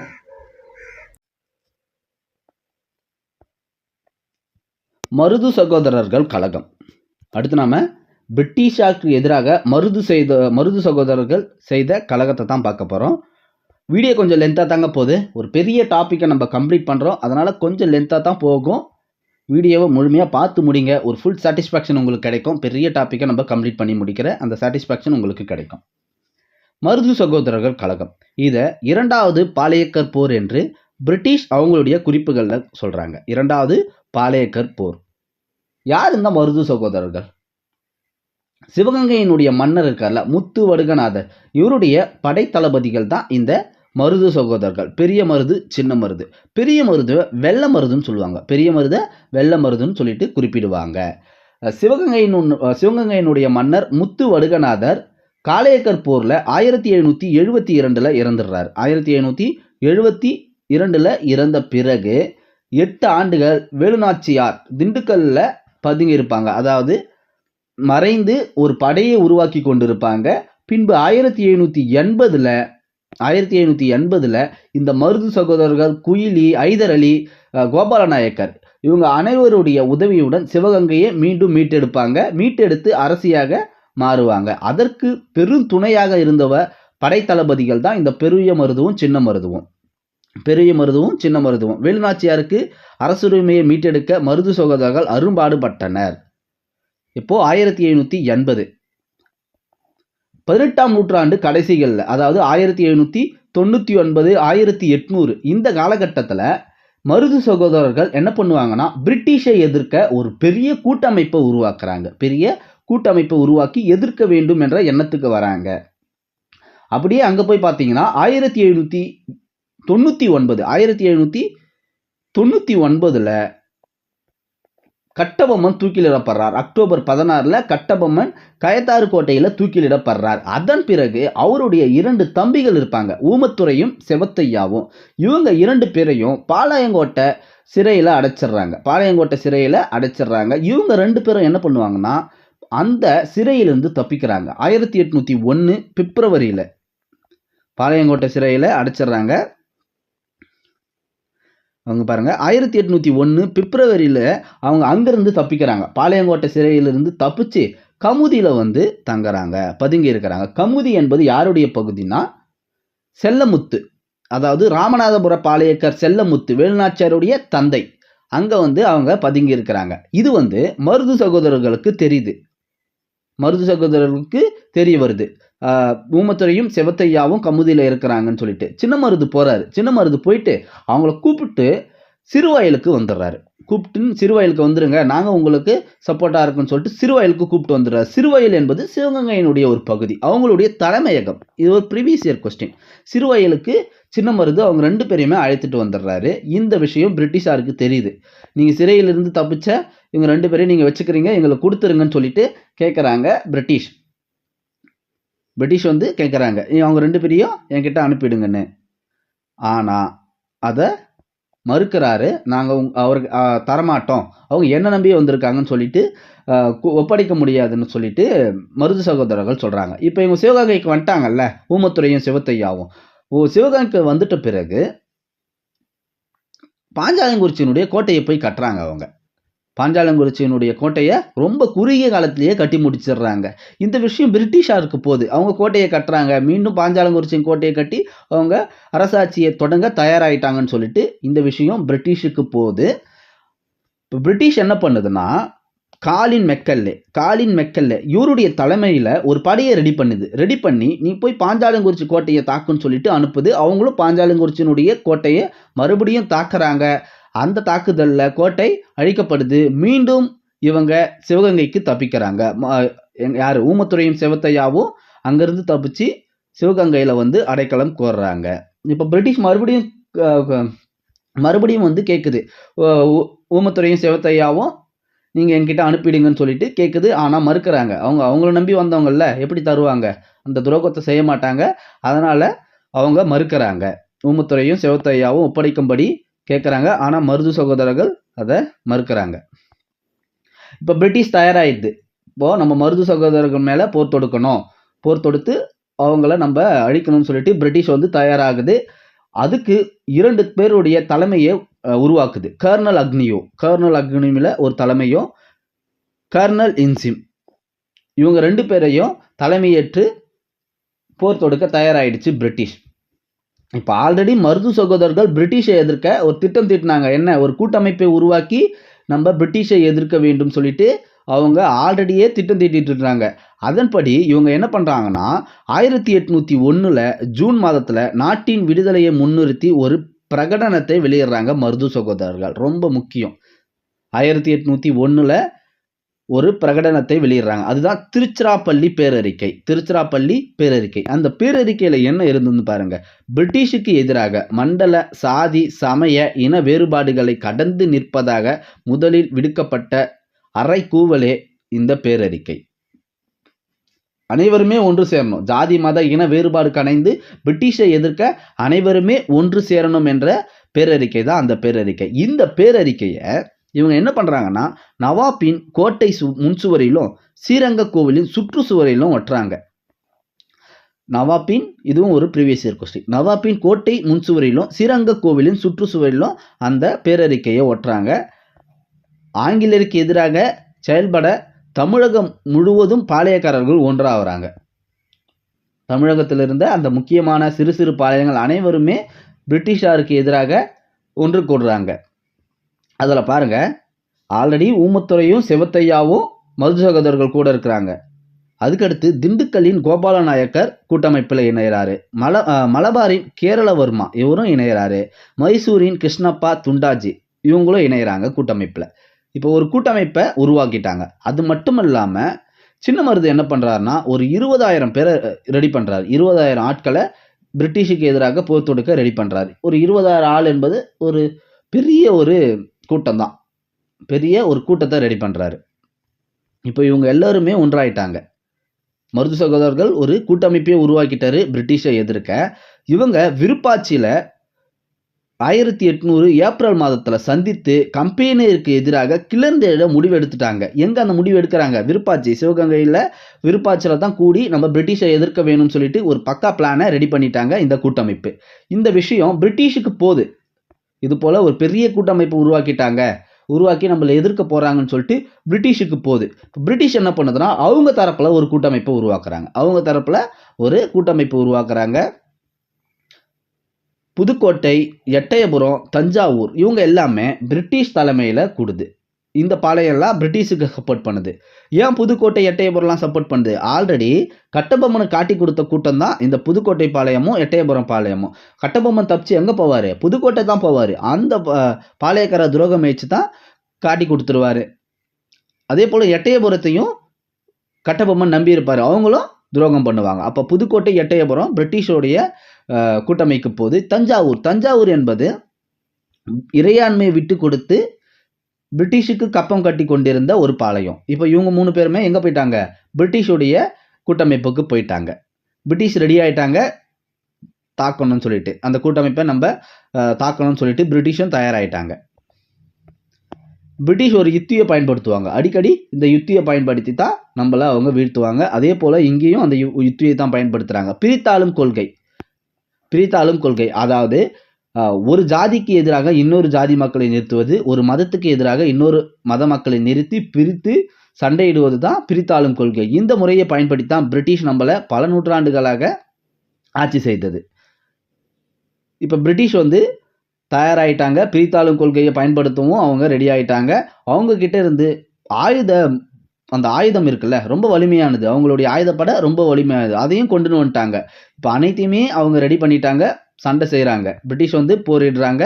இந்த போரில் பிரிட்டிஷ் ஜெயிக்கிறாங்க. இந்த கழகத்தில் பிரிட்டிஷ் ஜெயிக்கிறாங்க. சிவகங்கை தோற்கடிக்கப்படுகிறது. சிவகங்கை 1801 மீண்டும் இணைக்கப்பட்டது. மருது சகோதரருடைய கழகம் தோற்கடிக்கப்பட்டு சிவகங்கை 1801 இணைக்கப்பட்டது. கம்பெனி, ஆங்கிலேய கிழக்கிந்திய கம்பெனி வெற்றி பெற்றது இந்த மருது சகோதரர்களுடைய கழகத்தை. ஓகேங்களா? இப்போ கழகத்தில் யார் ஜெயிச்சாங்க? பிரிட்டிஷ் ஜெயிச்சிச்சு. சிவகங்கை இணைக்கப்பட்டது. 1801 சிவகங்கை இணைக்கப்பட்டது. இப்போ இவங்களுக்கு சப்போர்ட் பண்ணாங்கல்ல, அந்த பாளையக்காரர்கள்லாம் இவங்க என்ன பண்ணாங்க? பிரிட்டிஷ் என்ன பண்ணுது? அந்த பாளையக்காரர்கள்லாம் பிரிட்டிஷ் என்ன செஞ்சதுன்னு பாருங்க. ராமநாதபுரத்தில் அருகே அமைந்த திருப்பத்தூர் கோட்டையில் 1801 அக்டோபர் 24 மருது சகோதரர்களை தூக்கிலிட்டது. ஒரு ப்ரீவியஸ் இயர் கொஸ்டின். திருப்பத்தூர் கோட்டையில் மருது சகோதரர்களை தூக்கில போடுறாங்க 1801 அக்டோபர் 24. ஊமத்துறை, கட்டபொம்மனுடைய தம்பியான ஊமத்துறையும் சிவத்தையாவையும் 1801 நவம்பர் 16 பாஞ்சாலங்குறிச்சியில் தலையை வெட்டுறாங்க. பாஞ்சாலங்குறிச்சியில் தலையை வெட்டிடுறாங்க. கோயம்புத்தூர், சத்தியமங்கலம், தாராபுரம் அந்த பகுதிகளுடைய பாளையக்காரர்களை பிடிச்சி தூக்கில போடுறாங்க. 73 பேரை, கழகக்காரர்களில் 73 பேரை பிடிச்சி மலாயாவின் பினாங்கிற்கு நாடு கடத்துறாங்க. இப்போ அந்த கழகத்தில் கூட்டணியில் இருந்த அனைத்து பாளையக்காரர்களையும் அவங்க தூக்கில போடுறாங்க. பாதி பேரை நாடு கடத்துறாங்க. கழகம் விழுந்துடுச்சு. இருந்தாலும் அவர்களது வீரமும் தியாகமும் எதிர்கால சந்ததிகளை ஈர்ப்பதாக அமைந்திருக்கு. இந்த கழகத்தை தென்னிந்திய புரட்சின்னு சொல்லிட்டு கூறுவாங்க. இந்த கழகத்தை தென்னிந்திய புரட்சி என்று கூறுறாங்க. தமிழக வரலாற்றில் தனித்துவம் பெற்றதாக கருதப்படுகிறது இந்த கழகம். இப்போ பாளையக்காரர்களுடைய கழகத்தை பிரிட்டிஷ் ஒடுக்கிட்டாங்கல்ல. பிரிட்டிஷ் ஒடுக்கிட்ட பிறகு என்ன ஆகுதுன்னா, அதற்கு பிறகு தலைவர்கள் போராடுவதற்கு ஒரு உந்துதல் கிடைக்கல. ஏன்னா இவங்க என்ன பண்ணாலுமே அவங்க அதை தடுத்து நிறுத்தி அவங்கள கொன்னுடுறாங்கல்ல. அதனால தலைவர்களுக்கு எல்லாமே இது ஒரு பின்னடைவாக இருக்குது. 1801 ஜூலை 31 ஏற்பட்ட கர்நாடக உடன்படிக்கையின்படி தமிழகத்தில் உள்ள பாளையம் எல்லாமே பிரிட்டிஷ் கையில் வந்துடுது. பிரிட்டிஷ் நேரடியாக ஆட்சி செய்யுது. பிரிட்டிஷ் பாளையங்களை ஒழித்துட்டு நேரடியாக ஆட்சி செய்யுது. பாருங்க, எந்த உடன்படிக்கையின்படி பாளையக்காரர் முறை முடிவுக்கு வந்ததுன்னா கர்நாடக உடன்படிக்கை 1801 ஜூலை 31 நடந்த இந்த கர்நாடக உடன்படிக்கையின்படி பாளையக்காரர் முறை ஒழிக்கப்பட்டு பிரிட்டிஷ் நேரடியாக ஆட்சி செய்ய ஆரம்பித்து விட்டது. ஓகேங்களா? இதுதான் மருது சகோதரர்களுடைய கழகம். அடுத்ததான் நம்ம பார்க்க போகிற பாளையக்காரர் தீரன் சின்னமலை. கர்நாடக உடன்படிக்கையின் மூலம் பாளையக்காரர் முறை ஒழிக்கப்பட்டு பிரிட்டிஷ் அனைத்து பாளையங்களையும் எடுத்துக்கொள்வது. அதை மீறியும் ஒரு சில பாளையம் தன்னிச்சையாக இங்கே இருக்குது. அதில் ஒருத்தர் தான் இந்த தீரன் சின்னமலை, கொங்கு நாட்டு பாளையக்காரரான இந்த தீரன் சின்னமலை. இவர் தீரன் என்பது இவருடைய இயற்பெயராக இருந்திருக்கு. தீர்த்தகிரி என்று இவர் அழைக்கப்பட்டிருக்காரு. சின்னமலை என்பது இவர் பிறந்த ஊர். எப்போ பிறந்திருக்காருன்னா 1756 இவர் பிறந்திருக்கார். தீர்த்தகிரி என்று அழைக்கப்பட்ட தீரன் 1756 பிறந்திருக்காரு. சின்னமலை என்பது அவருடைய பிறந்த ஊர் பெயராக இருந்திருக்கு. இவர் இராணுவத்தில் பயிற்சி பெற்றிருக்காருங்க. இராணுவத்தில் இவர் பயிற்சி பெற்றிருக்கார். இது வரைக்கும் நம்ம பார்த்தோம்ல, இந்த பாளையக்காரர்கள் யாருமே இராணுவத்தில் பயிற்சி பெறல. ஆனால் இவர் இராணுவத்தில் பயிற்சி பெற்றிருக்காரு. பிரெஞ்சு இராணுவத்தில் இருந்து பயிற்சி பெற்றிருக்காரு. ஏன்னா பிரிட்டிஷுக்கும் பிரெஞ்சுக்கு இடமே போர் நடைபெற்று இருக்கும். அந்த பிரிட்டிஷுக்கு எதிராக இவர் பிரெஞ்சில் இணைந்து பயிற்சி பெற்றிருக்காரு. இதனுடைய வேலையா என்ன இருந்திருந்ததுன்னா, கொங்கு பகுதியில் உள்ள அந்த குடும்பங்களினுடைய நிலப்பிரச்சனை, குடும்ப பிரச்சனை, இது எல்லாமே தீர்க்கக்கூடிய வேலையை தான் இவர் செஞ்சிருக்காரு. யாரு? இந்த தீரன் சின்னமலை. கொங்கு பகுதியில் உள்ள நிலப்பிரச்சனை, குடும்ப பிரச்சனைகளை தீர்க்கக்கூடிய வேலையை இவர் செஞ்சிருக்காரு. அப்போ கொங்கு பகுதி வந்து மைசூர் சுல்தானுடைய கட்டுப்பாட்டில் இருந்திருக்கு. கொங்கு பகுதி மைசூர் சுல்தானின் கட்டுப்பாட்டில் இருந்திருக்கு. மைசூர் சுல்தான் யாருன்னா, அப்போதைய மைசூர் சுல்தான் வந்து திப்பு சுல்தானாக தான் இருந்திருக்காரு. திப்பு சுல்தான் இவர் வரி வசூலிப்பதற்காக ஒரு அதிகாரியை நியமிக்கிறார். அதாவது சின்னமலையோடைய வரி வசூலிக்கக்கூடிய அதிகாரியாக ஒருவரை நியமிக்கிறார். அவர் தான் திவான் முகமது அலி. திவான் முகமது அலி இவர் தான் அந்த அதிகாரி. இவர் சின்னமலைக்கு போய் வரி வசூலித்து வரும்பொழுது, சின்னமலைக்கு போகிறாரு, மக்களிடம் வரி வசூலிச்சுட்டு அதை வாங்கிட்டு மைசூருக்கு எடுத்துகிட்டு வர்றார். மைசூருக்கு எடுத்துகிட்டு வரும்பொழுது தீர்த்தகிரி அந்த வரி பணத்தை பிடிங்கிறாரு. இவர் வந்து கொள்ளையடிக்கலை. அந்த அதிகாரி தான் மக்களிடம் போய் அநியாயமாக வரி வசூலித்து வாங்கிக்கின்னு வர்றார். இவர் சின்னமலையோடைய பாளையக்காரர் தானே, என் மக்களுடைய வரி பணத்தை நீ கொள்ளையடிக்கிற, அதை இவர் வாங்கிக்கிறார். இவர் பிடுங்கிக்கிறார். அந்த அதிகாரியிடம் இருந்து இவர் பிடுங்கிக்கிறாரு. நீ போய் திப்புவிடம் போய் சொல்லு, திப்பு சுல்தானிடம் போய் சொல்லு, சிவமலைக்கும் செல்லிமலைக்கும் இடையே இருந்த இந்த சின்னமலை வரி பணத்தை பிடுங்கி கொண்டதாக சுல்தானுக்கு போய் சொல்லு என்று அறிவுறுத்துகிறார். சிவமலைக்கும் செல்லிமலைக்கும் இடையே இருந்த சின்னமலை, சின்னமலை என்பது அந்த எழுத்துடைய பெயர். அந்த எழுத்துடைய பாளையக்காரர் யாரு? இந்த தீரன் தான். அதனால தான் அவருடைய பெயர் வந்து தீரன் சின்னமலை என்று மாறியிருக்கு. தீரன் சின்னமலை. இப்போ வந்து வரி பணத்தை பிடுங்கிட்டார்ல, அப்போ அந்த அதிகாரி வந்து அவமானப்படுத்தி இருக்காரு. அந்த அதிகாரியை அப்போ அவமானமாக தானே மாறி இருக்கும்.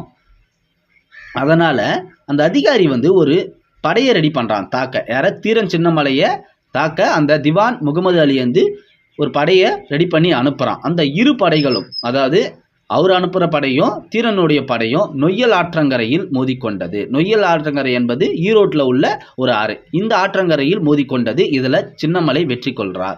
வரி பணத்தை பிடிக்கணும் மைசூருக்கு எடுத்துன்னு வரும்போது தீரன் சின்னமலை அதை வாங்கி பறித்துக்கிறான். அதை வாங்கியிருக்கிறான். அதனால் அவமதிப்பாக கருதிய அந்த திவான் முகமது அலி என்ன பண்ணுறான், ஒரு படையை அனுப்புகிறான். எங்கே? அந்த ரெண்டு படையுமே, அதாவது அவன் அனுப்பிய படையும் தீரன் சின்னமலை அனுப்பிய படையும் வந்து எங்கே மோதிக்கொள்ளுதுன்னா ஈரோட்டில் உள்ள நொய்யல் ஆற்றங்கரையில் மோதிக்கொண்டது. அதில் சின்னமலையை வெற்றி பெற்றார். சின்னமலையிலான படையை வெற்றி பெறுது.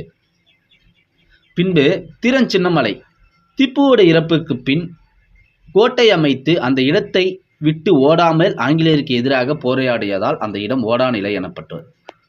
அதாவது திப்பு சுல்தான் இருக்கார்ல, அவர் வந்து ஆங்கிலேயரால் கொல்லப்பட்டுறார். ஆங்கிலேயர் கொல்லப்பட்ட பிறகு ஆங்கிலேயர்கள் அந்த இடத்த எடுத்துக்கிறாங்க. அவங்க வந்து அதிகார மையமாக மாறுறாங்க. இப்போது ஆங்கிலேயர் வந்துட்டாங்கல்ல, தீரன் சின்னமலை ஆங்கிலேயரை எதிர்த்து போராட வேண்டிய நிலை வந்துச்சு. அங்கே முதல்ல திப்பு இருந்தார். திப்பு எதிர்த்து போராடிட்டு இருந்தார். இப்போ ஆங்கிலேயர் வந்துட்டாங்க, திப்புவை கொண்டுட்டாங்க. இப்போ ஆங்கிலேயர் வந்துட்ட பிறகு அவங்களை எதிர்த்து போராட வேண்டிய நிலை நம்ம தீரன் சின்னமலைக்கு வந்துடுச்சு. அவர் என்ன பண்ணுறாருன்னா, அந்த இடத்துல ஒரு கோட்டை அமைத்து, அதாவது அங்கேயே தங்கி அங்கிருந்து எங்கேயுமே ஓடாமல் ஆங்கிலேயருக்கு எதிராக போராடியதால் ஓடாநிலை எனப்படும். அந்த இடம் ஓடாநிலை என்று அழைக்கப்பட்டிருக்கு. இவர் நிறைய போர்களை வெற்றி பெற்றிருக்காரு. அதற்கு காரணம் என்னன்னு கேட்டாங்கன்னா, இவருடைய போர் முறை வந்து கொரில்லா போர் முறை. இதெல்லாம் ப்ரீவியஸ் இயர் கொஸ்டின். ப்ரீவியஸ் இயரில் கேட்ட கொஸ்டின் இது. அவர் பிடிபடாமல் இருப்பதற்காக அவர் கையாண்ட போர் முறை என்னன்னா கொரில்லா போர் முறை. அதாவது மறைந்திருந்து தாக்குதல் தான் அந்த கொரில்லா போர் முறை. இறுதியாக அவரையும் அவர் சகோதரர்களையும் கைது செய்த ஆங்கிலேயர்கள் அவர்களை சங்ககிரியில் சிறை வைத்திருக்காங்க. ஆங்கிலேய ஆட்சியை ஏற்க வற்புறுத்தப்பட்ட போது அவர்கள் அதற்கு இணங்க மறுத்தனர். அதனால் 1805 ஜூலை 31 சங்ககிரி கோட்டையின் உச்சியில் தூக்கிலிடப்பட்டார். ஆங்கிலேயருடைய ஆட்சியை ஏற்றுக்கிறீங்களான்னு கேட்டிருக்காங்க. நீங்கள் ஏற்று எங்களுக்கு நீங்கள் கப்பம் கட்டுங்க, எங்கள் கீழே இருங்கன்னு சொல்லியிருக்காங்க. ஆனால் அவர் அதெல்லாம் மறுத்திருக்காரு. உங்களுடைய அடிமையாக எங்களால் இருக்க முடியாதுன்னு சொல்லிட்டு மறுத்திருக்காரு. அதனால் அவரை தூக்கிலிட்டிருக்காங்க. சங்ககிரி கோட்டையின் உச்சியில் 1805 ஜூலை 31 இவர் தூக்கிலிடப்பட்டிருக்கார். இதோட தீரன் சின்னமலையுடைய வரலாறு முடியுது.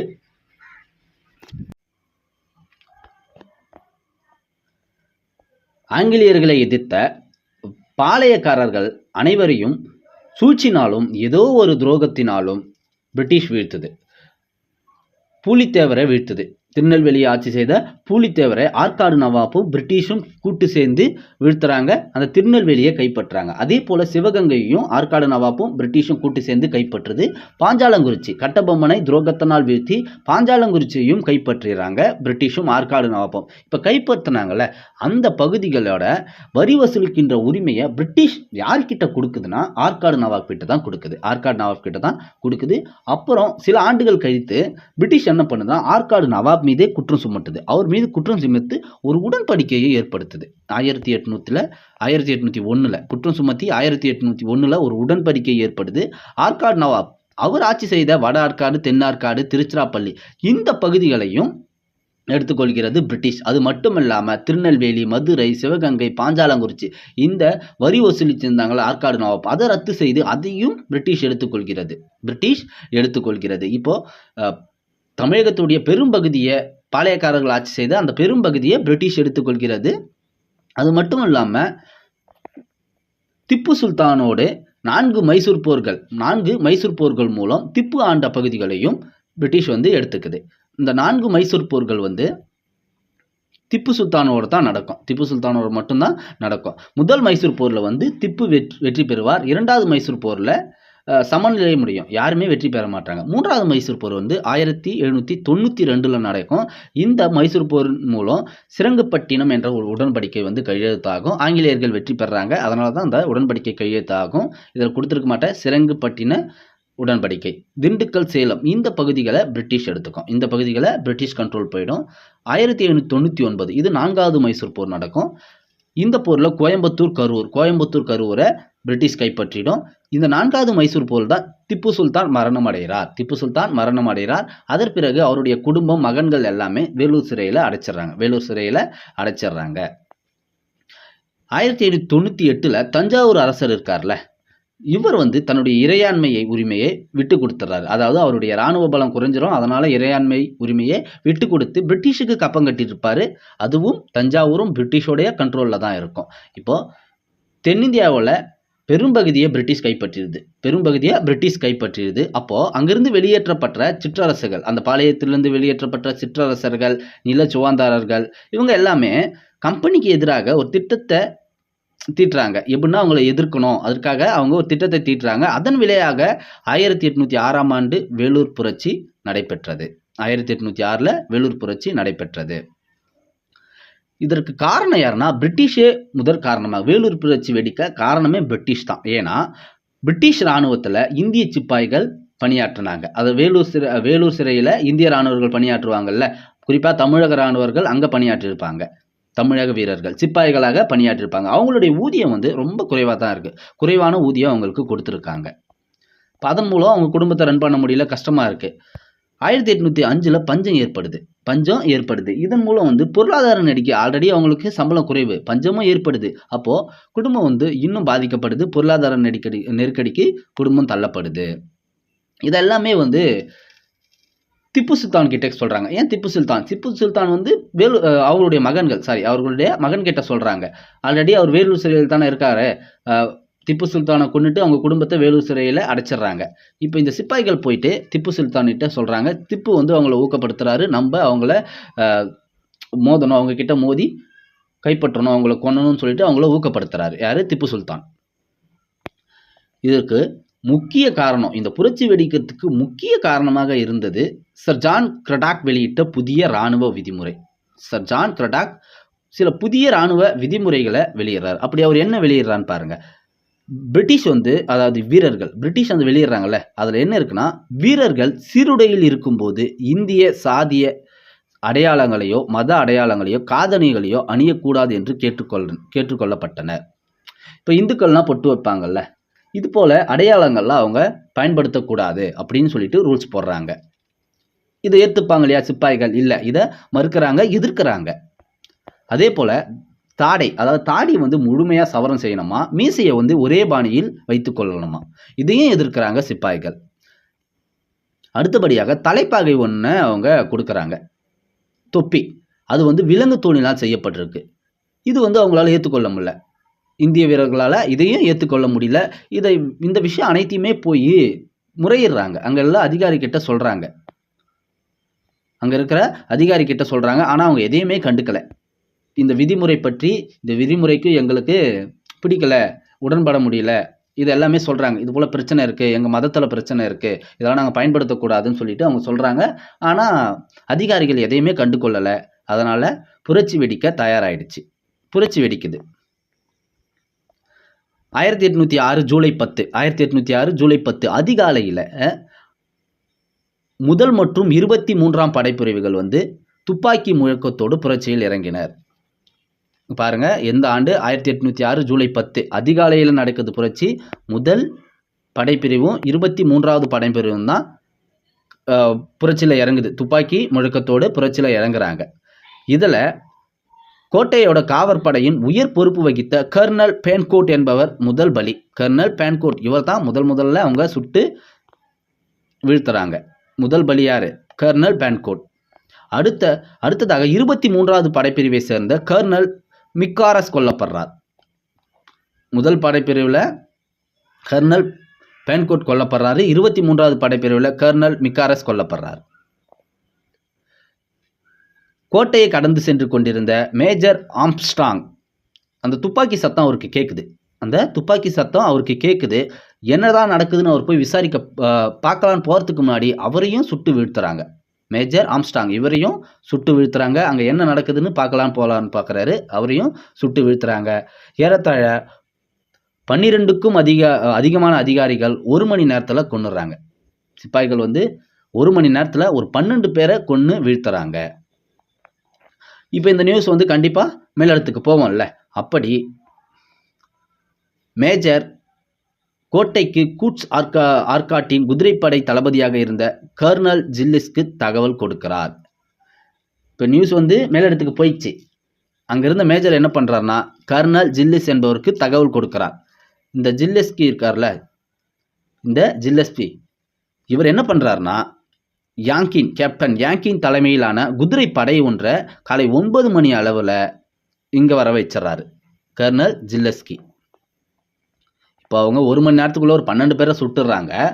12 பேரை சுட்ட பேர் இப்போ விஷயம் எல்லாருக்குமே தெரிஞ்சிச்சு. அங்கே இருக்கிற அதிகாரிகளுக்கு தெரியுது. அந்த அதிகாரி ஒருத்தர் போய் ஜில்லஸ்கி தகவல் கொடுக்குறாரு. அந்த ஜில்லஸ்கி என்ன பண்ணுறாருனா யாங் தலைமையிலான ஒரு குதிரை படையை காலையிலே வர வச்சுறாரு. 9 மணி அளவில் வர வச்சுறாரு. ஆனால் அதுக்குள்ளேயே நம்மளுடைய சிப்பாய்கள் என்ன தெரியுமா பண்ணுறாங்க? அதுக்கு முன்னாடியே நம்முடைய சிப்பாய்கள் வந்து திப்புவின் மூத்த மகனான பதேஹைதரை மன்னராக அறிவிக்கிறாங்க. அந்த கோட்டையிலுடைய பிரிட்டிஷுடைய கொடியை அகற்றிட்டு மைசூர் சுல்தானுடைய புலிக்கொடியை ஏற்றுறாங்க. அங்கே பாருங்கள், 12 பேரை வீழ்த்துறாங்க. அவங்களுடைய கட்டுப்பாட்டில் அந்த வேலூர் சிறை வந்து ஒரு அளவுக்கு வந்துடுது. வந்துட்ட பிறகு அவங்க என்ன பண்ணுறாங்கன்னா மன்னராக திப்பு சுல்தான் மகனான பதேஹைதரை அறிவிக்கிறாங்க. திப்புவின் கொடியான புலிக்கொடியும் கோட்டை மேலே ஏற்றுறாங்க, பிரிட்டிஷ் கொடியை அகற்றிட்டு. இப்போ அங்கே ஜில்லஸ்கி வந்துட்டார். 9 மணிக்கு வந்துட்டார், குதிரைப்படையோடு வந்துட்டார். எந்த விதிமுறையும் பின்பற்றலை, சுட்டு வீழ்த்துறாரு. அனைத்து சிப்பாய்களையும் சுட்டு வீழ்த்துறாரு. கிட்டத்தட்ட ஒரு 800 வீரர்கள் பிணமாக கிடக்கிறாங்களா. ஜில்லஸ்கி வந்து பெரிய ஒரு வன்முறையை அரங்கேற்றுறாரு. எந்த ஒரு ரூல்ஸையும் அவர் ஃபாலோ பண்ணல. அங்கிருந்த வீரர்கள் அனைவரையும் சுட்டு வீழ்த்துறாரு. ஒருவர் நேரில் கண்டிருக்காரு. அவருடைய வாக்குமூலம் படி கோட்டையில் மட்டும் 800 வீரர்கள் பிணமாக கிடந்ததாக பதிவு செய்யப்பட்டுள்ளது. அப்போ எப்படி துப்பாக்கி சூடு நடந்திருப்பார் பாரு, எவ்வளோ கடுமையாக அடக்கியிருப்பார் பாருங்க அந்த புரட்சியை. திருச்சிராப்பள்ளி, வேலூரிலும் 600 வீரர்கள் விசாரணையை எதிர்நோக்கி சிறையில் அடைக்கப்பட்டாங்களா. வேலூர்லேயும் திருச்சிராப்பள்ளியிலையும் 600 வீரர்களை சிறையில் அடைக்கிறாங்க. 800 வீரர்களை ஜில்லஸ்கி என்ன பண்ணியிருக்காரு? சுட்டு வீழ்த்திருக்காரு. இப்போ புரட்சி வந்து ஒடுக்கிட்டாங்க. அதுதான் 800 பேர்லாம் கொண்டா என்ன ஆகும்? புரட்சி ஒடுக்கப்பட்டிருச்சு. அந்த புரட்சிக்கு பின் என்ன நடந்திருக்கும்? நீதிமன்ற விசாரணைக்கு பின் குற்றவாளிகள் என்று நிரூபிக்கப்பட்ட 6 நபர்கள். இப்போது ஒரு பெரிய புரட்சி நடக்குதுன்னா அது எல்லோருக்கும் காரணமாக இருக்க மாட்டாங்க. ஒரு சில குறிப்பிட்ட பேர் தான் காரணமாக இருப்பாங்க. இப்போ அவங்கள விசாரிக்கிறாங்க. அப்போது விசாரித்து ஒரு சில குறிப்பிட்ட நபர்கள் மட்டும் யாருன்னு கண்டுபிடிக்கிறாங்க. அதில் 6 நபர்கள் பீரங்கையில் கட்டிய நிலையில் சுடப்படுறாங்க. 5 பேர்கள் துப்பாக்கியால் சுடப்படுறாங்க. 8 நபர்கள் தூக்கிலிட்டு கொல்லப்படுறாங்க. திப்புவின் மகன்கள் இருக்காங்கல்ல, அவங்களும் முக்கிய காரணம் தானே. ஏன்னா அவங்க தான் சப்போர்ட்டாக நிற்கிறாங்க, அந்த சிப்பாய்களுக்கு சப்போர்ட்டாக நிற்கிறாங்க. ஏன்னா அவங்க வந்து மகன்கள். அப்போ அவங்களுக்கு கண்டிப்பாக அந்த வீரம் இருக்கும். அவங்க சப்போர்ட்டாக இருக்கிறாங்க.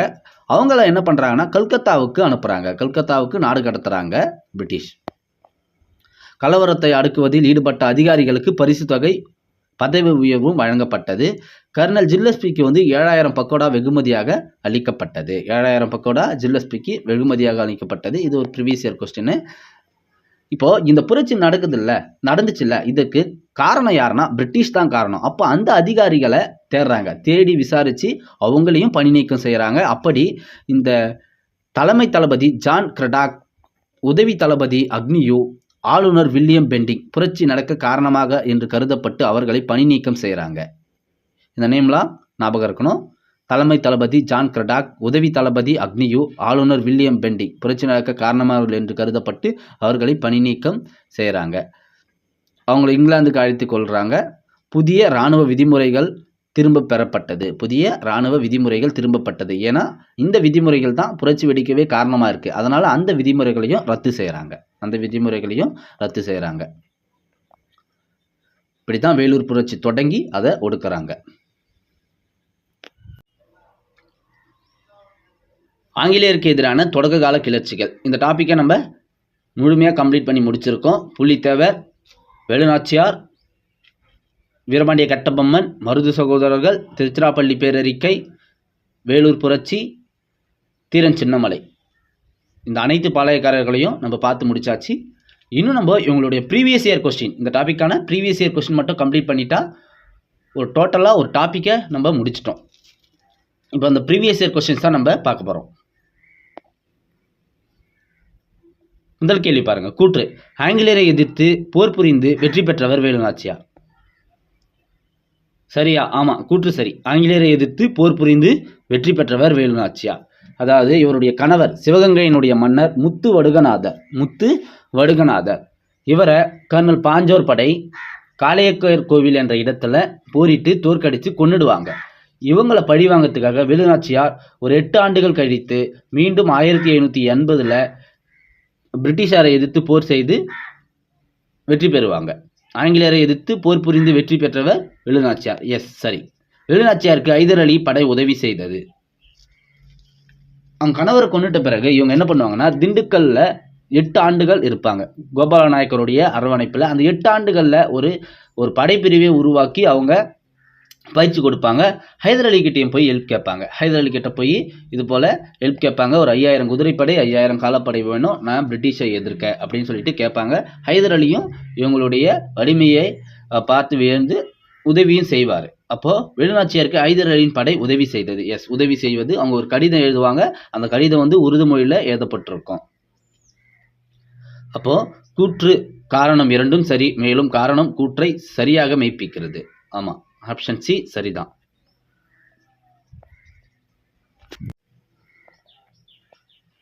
அடுத்த கேள்வி பாருங்க. 1806ஆம் ஆண்டு நடந்த வேலூர் புரட்சியின் பின் விளைவுகள் பற்றி கூறப்படும் பின்வரும் கூற்றுகளில் எது சரியானது அல்லன்னு கேட்டிருக்காங்க. திப்புவின் மகன்களை கல்கத்தாவுக்கு அனுப்ப உத்தரவிடப்பட்டது. இது சரிதான். ஏன்னா 4வது மைசூர் போரின் மூலம் ஆங்கிலேயர்களால் திப்பு கொல்லப்படுவார். 4வது மைசூர் போரின் போது திப்பு கொல்லப்படுவார். அதன் பிறகு அவருடைய மகன்களையும் குடும்பத்தையும் வேலூர் சிறையில் அடைச்சிருவாங்க. அந்த சமயத்தில் தான் வேலூர் புரட்சியும் நடக்க தயாராக இருக்கும். இப்போ இவங்களுடைய இன்புட் இருக்கும். இவங்களும் வேலூர் புரட்சி நடக்க ஒரு காரணமாக இருக்காங்க. அதனால் இவங்க என்ன பண்ணுவாங்கன்னா, இவங்களும் காரணம் தானே. அந்த வேலூர் புரட்சியின் போது இவர் தான் மன்னராக அறிவிப்பார். திப்புவின் மூத்த மகனான ஹைதர் அலியை தான் அந்த புரட்சியாளர்கள் மன்னராக அறிவிப்பாங்க. அதே போல் அந்த சிறையில் இருந்த பிரிட்டிஷ் கொடியை அகழ்த்து திப்புவின் கொடியான புலிக்கொடியை தான் அவங்க யூஸ் பண்ணுவாங்க. அந்த பிரிட்டிஷ் கொடியை எடுத்துட்டு புலிக்கொடியை அவங்க அங்கே பயன்படுத்துவாங்க. அப்போது இவங்க முக்கியமான காரணம் சொல்லிட்டு இவங்களையும் அவங்க என்ன பண்ணுவாங்கன்னா கல்கத்தாவுக்கு அனுப்பிடுவாங்க. இது புரட்சி ஒடுக்கிய பிறகு கர்னல் ஜில்லஸ்பிக்கு 7000 பக்கோடாக்கள் வெகுமதியாக அளிக்கப்பட்டது. இவர் தான் அந்த புரட்சியை ஒடுக்கிற அதிகாரி, கர்னல் ஜில்லஸ்பி. வில்லியம் பெண்டிங் இங்கிலாந்துக்கு திருப்பி அழைக்கப்பட்டார். இவர் தான் புரட்சி வெடிக்க முக்கிய காரணமாக இருந்தவர். ஏன்னா அந்த புதிய இராணுவ விதிமுறைகளை அமுல்படுத்துவது இவர் தான். அந்த புதிய இராணுவ விதிமுறைகள் அவங்க மத அடையாளங்கள் மத அடையாளங்களான கயிறுகள் பயன்படுத்தக்கூடாது, காதணி பயன்படுத்தக்கூடாது, அதே போல் விலங்கில் செய்யப்பட்ட அந்த தொப்பி பயன்படுத்தணும். இது போல் விதிமுறைகள் எல்லாமே இவர் வெளியிட்ட அந்த அறிக்கையில் தான் இருக்கும். அதனால் இவர் தான் காரணம் சொல்லிட்டு இவரை பிரிட்டிஷ் வந்து கூப்பிட்டுப்பாங்க. இதுவும் சரி, மூணுமே சரி. அவங்க என்ன கேட்டிருக்காங்கன்னா, எது சரியானது அல்ல. புதிய இராணுவ விதிமுறைகள் தொடர்ந்து அமுல்படுத்தப்பட்டதா? இல்லை, இது அமுல்படுத்தப்படலை. புரட்சி ஒடுக்கிய பிறகு அந்த விதிமுறைகளை அவங்க வாபஸ் வாங்கிடுவாங்க. அப்போ ஆப்ஷன் டி இதுதான் சரி. அடுத்து கேளுங்க, திருச்சிராப்பள்ளி பிரகடனம் வெளியிட்டவர். திருச்சிராப்பள்ளி பிரகடனம் வெளியிட்டவர் மருது சகோதரர்கள். இவங்க தான் திருச்சிராப்பள்ளியினுடைய அந்த அறிக்கையை வெளியிடுவாங்க. அதில் என்ன இருக்குன்னா, ஜாதி மத இன வேறுபாடுகளை கடந்து பிரிட்டிஷாரை எதிர்க்க அனைத்து தமிழர்களும் ஒன்றுபடுவோம் சொல்லிட்டு தான் அந்த பிரகடனம் இருக்கும். அதை வந்து நவாப்பினுடைய கோட்டை சுவர்களிலும் ஸ்ரீரங்கத்தினுடைய சுவர்களிலும் ஒட்டுவாங்க. அதை படிச்சுட்டு தமிழர்கள் பாளையக்காரர்கள் எல்லாமே ஒன்று சேருவாங்க. குறிப்பாக சின்னமருது வந்து ஒரு 20,000 பேரை பிரிட்டிஷுக்கு எதிராக திரட்டி வச்சிருப்பாரு. ஓகே, அப்போ அது வெளியிடுவது யாருன்னா மருது சகோதரர்கள். அடுத்து பாருங்க, ஓடா நிலையில் ஆங்கிலேயருக்கு எதிராக குரில்லா முறை போர் முறையை கையாண்டவர் தீரன் சின்னமலை. தீரன் சின்னமலை இப்போ 4வது மைசூர் போர் மூலம் திப்பு கொண்டுடுவாங்கல்ல, இவர் முதல்ல திப்பு எதிர்த்து தான் போராடிட்டு இருப்பார். யார்? இந்த தீரன் சின்னமலை. அதன் பிறகு வந்து பிரிட்டிஷார் அங்கே வந்துடுவாங்க. இவர் பிரிட்டிஷாரை எடுக்க வேண்டிய நிலைக்கு தள்ளப்படுறாரு இந்த தீரன் சின்னமலை. அதன் பிறகு அங்கேயே கோட்டைகள் அமைத்து ஓடாமல் பிரிட்டிஷாருக்கு எதிராக அவர் போர் புரிவார். அதனால தான் ஓடா நிலையில் ஆங்கிலேயருக்கு எதிராக குரில்லா போர் முறையை கையாண்டவர் தீரன் சின்னமலை. அவர் எந்த முறையில் போர் புரிவார்னா குரில்லா போர் முறையை கையாண்டு தான் போர் புரிவார். இதுவும் ரொம்ப முக்கியமான கொஸ்டின் தான். குரில்லா போர் முறையை கையாண்டு தான் போர் புரிவார். இவர் வந்து இராணுவ முகாமில் பயிற்சி பெற்றவர். எங்கன்னா பிரெஞ்சோட இராணுவ முகாமில் பயிற்சி பெற்றவர் தான் இந்த தீரன் சின்னமலை. அடுத்து பாருங்க, கீழே கொடுக்கப்பட்ட தென்னிந்திய புரட்சிக்கான பொருளாதார காரணங்களில் எது தவறு என்பதை எழுதுக. எது தவறுன்னு கேட்டிருக்காங்க.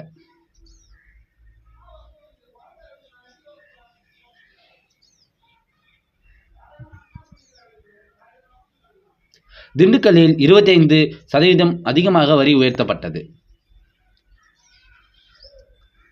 திண்டுக்கல்லில் 25% அதிகமாக வரி உயர்த்தப்பட்டது. கண்டிப்பாக இருக்கும். ஏன்னா பிரிட்டிஷ் வந்து அதிகமான வரி தானே அங்கே வசூலிச்சாங்க.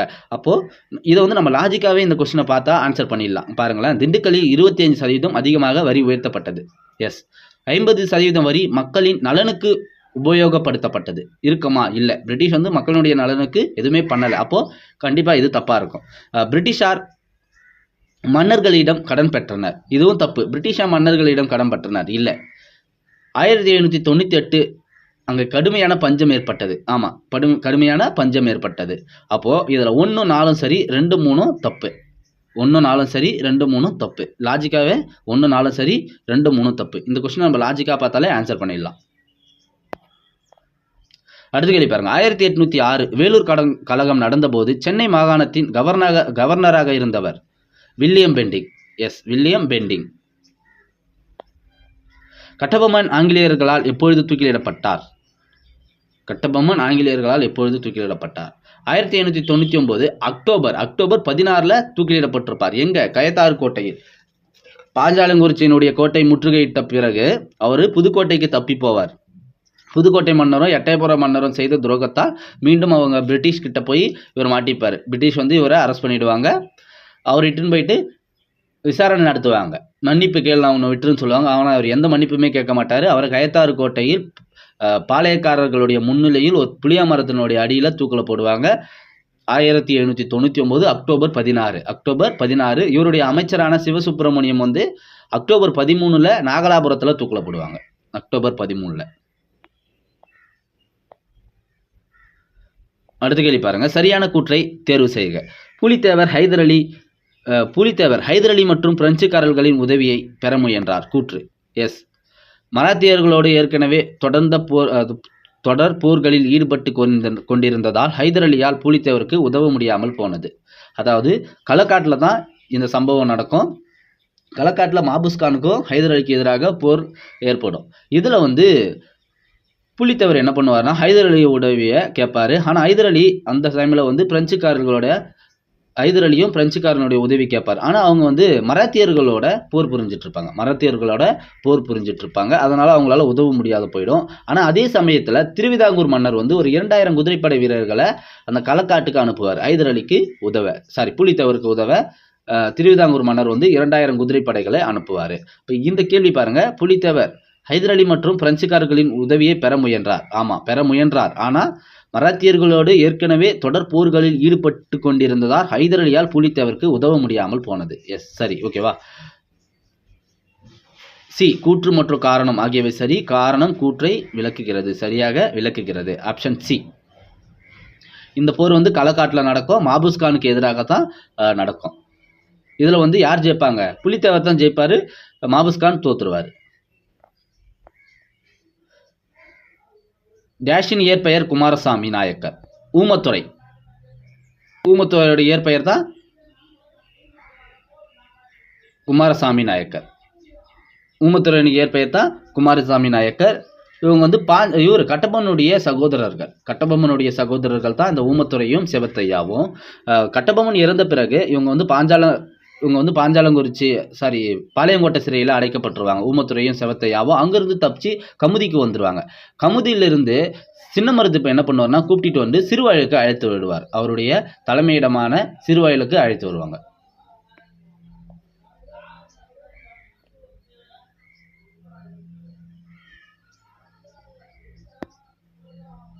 பின்வரும் கூற்றுகளில் தீரன் சின்னமலை பற்றிய சரியான கூற்று எது?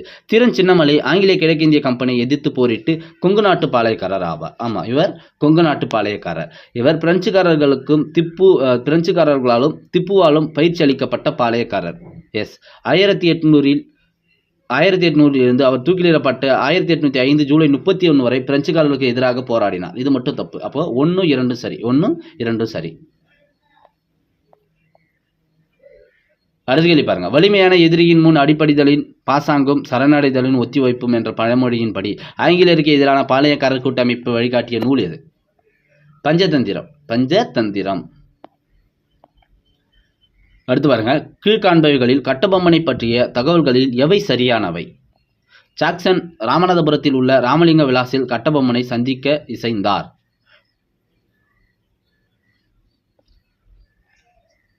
ஜாக்சன் ராமநாதபுரத்தில் உள்ள ராமலிங்க விலாசில் கட்டபொம்மனை சந்திக்க இசைந்தார். இது சரிதான். கட்டபொம்மன் ஆங்கிலேயர்களால் தூக்கிலிடப்பட்டார். இதுவும் சரிதான். இவர் களக்காடு போரில் தோற்கடிக்கப்பட்டார். களக்காடு போருக்கும் கட்டபொம்மனுக்கும் சம்பந்தம் இல்லை. களக்காடு போர் வந்து புலித்தேவருக்கும் மாபுஸ்கானுக்கும் இடையே நடந்த இடம் தான் களக்காடு. வேலுநாச்சியாருடைய சகோதரர் இல்லை, இது தப்பு. வேலுநாச்சியாருடைய சகோதரர் அல்ல, கட்டபொம்மனுடைய சகோதரர்கள் ஊமத்துறையும் சிவத்தையாவும்.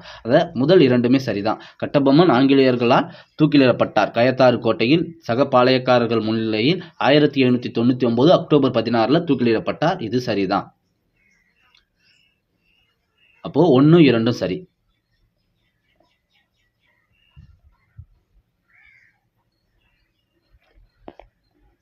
அடுத்த கேள்வி பாருங்க, பொறுத்துக்க.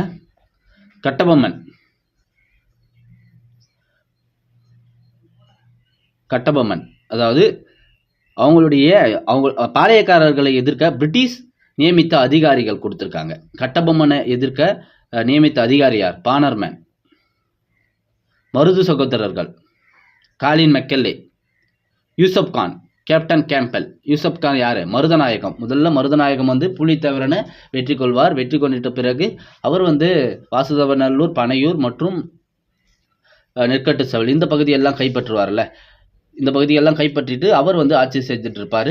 அப்போ மக்கள் பக்கமே இவர் திரும்பிடுவார். ஃபஸ்ட்டு பிரிட்டிஷார் ஆளாக தான் இருப்பார். அடுத்து மக்களுடைய குறைகளை பார்த்துட்டு மக்களுக்கு இவர் வந்து நன்மை செய்ய பாளையக்காரர்களோடு கூட்டு சேர்வார். அதனால் பிரிட்டிஷ் என்ன பண்ணனா அவர் மீது தேச துரோக வழக்கு சுமத்தப்பட்டு கேப்டன் கேம்பல் என்பவரை நியமித்து அவரை தூக்கில் போட்டு கொன்னுடுவாங்க. Yusuf Khan, captain Campbell. Muthu Vaduganathar, colonel பாஞ்சோர் படை. முத்து ஒடுகநாதர் சிவகங்கையினுடைய மன்னர். காளையர்கர் கோவிலில் இவரை கொன்னுடுவாங்க. அந்த அதிகாரி பேர் என்ன? கர்னல் பாஞ்சோர். அப்போ 4-3-2-1. 4-3-2-1.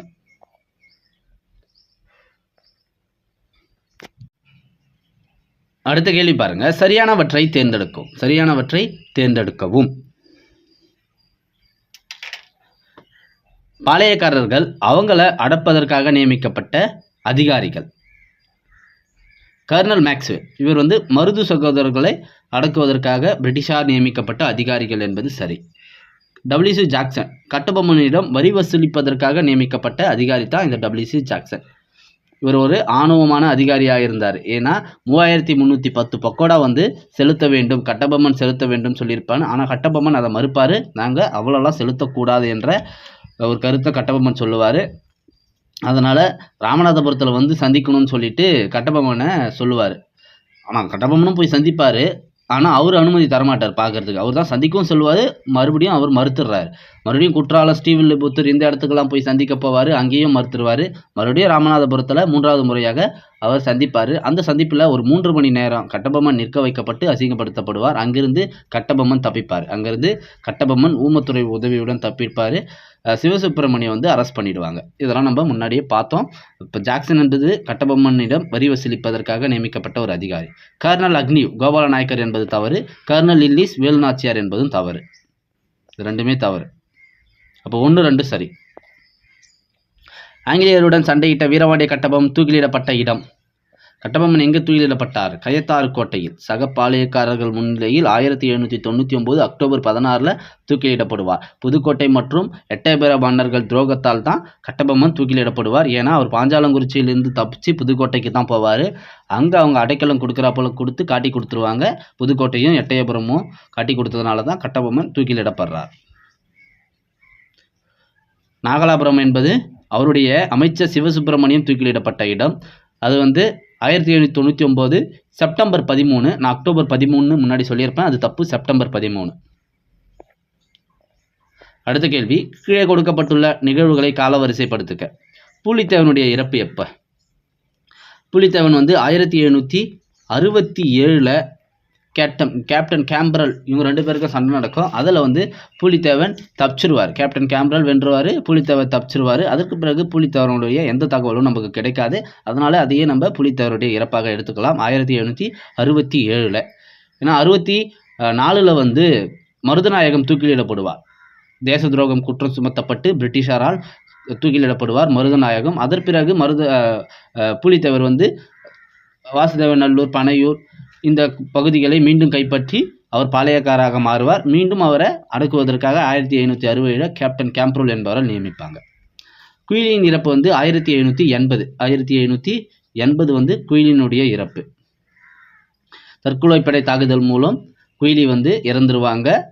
இவங்க வந்து உடையாள் என்ற பெண் பிரிவினுடைய படை தளபதியாக இருப்பாங்க. கட்டபொம்மன் இறப்பு எப்போ? 1799. மருது சகோதரர்கள் இறப்பு 1801. இப்போ இவங்க கொடுத்துருக்க ஆர்டரே சரிதான். இவங்க கொடுத்துருக்க ஆர்டர் 1, 2, 3, 4 சரிதான். 1, 2, 3, 4 சரி. இந்த ஆண்டுலாம் சொன்னால் அதையும் நோட் பண்ணிக்கோங்க. அடுத்த கேள்வி பாருங்க.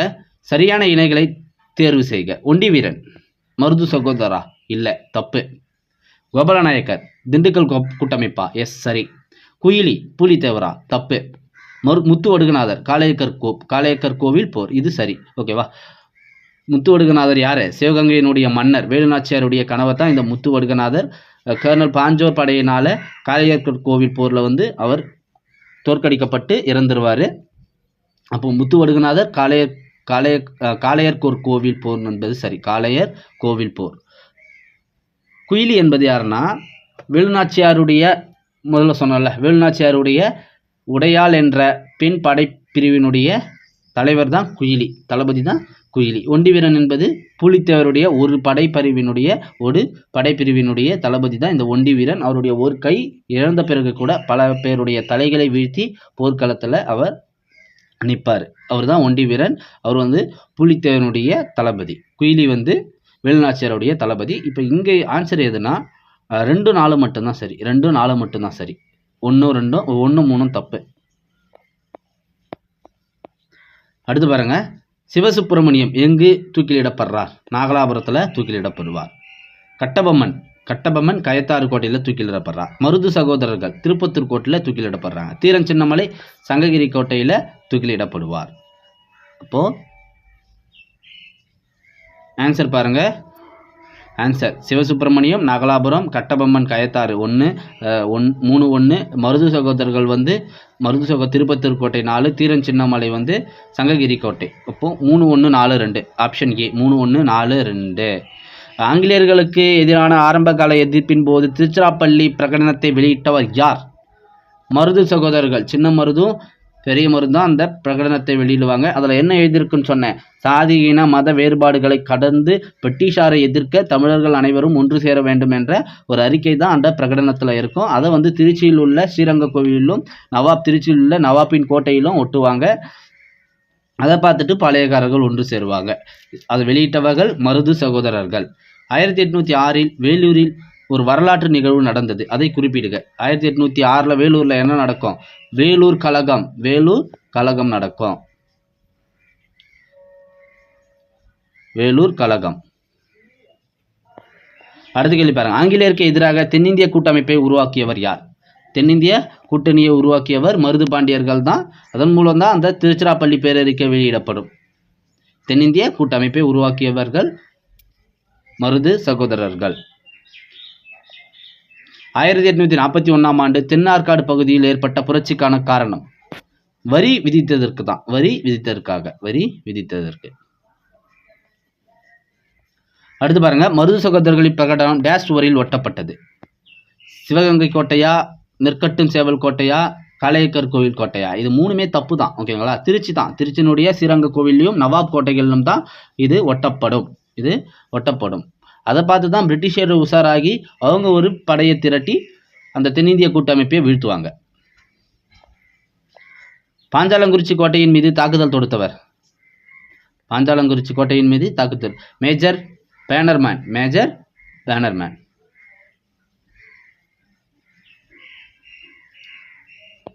அடுத்து பாருங்க. கீழ்கண்டவட்ட காலவரிசைப்படி எழுதுக.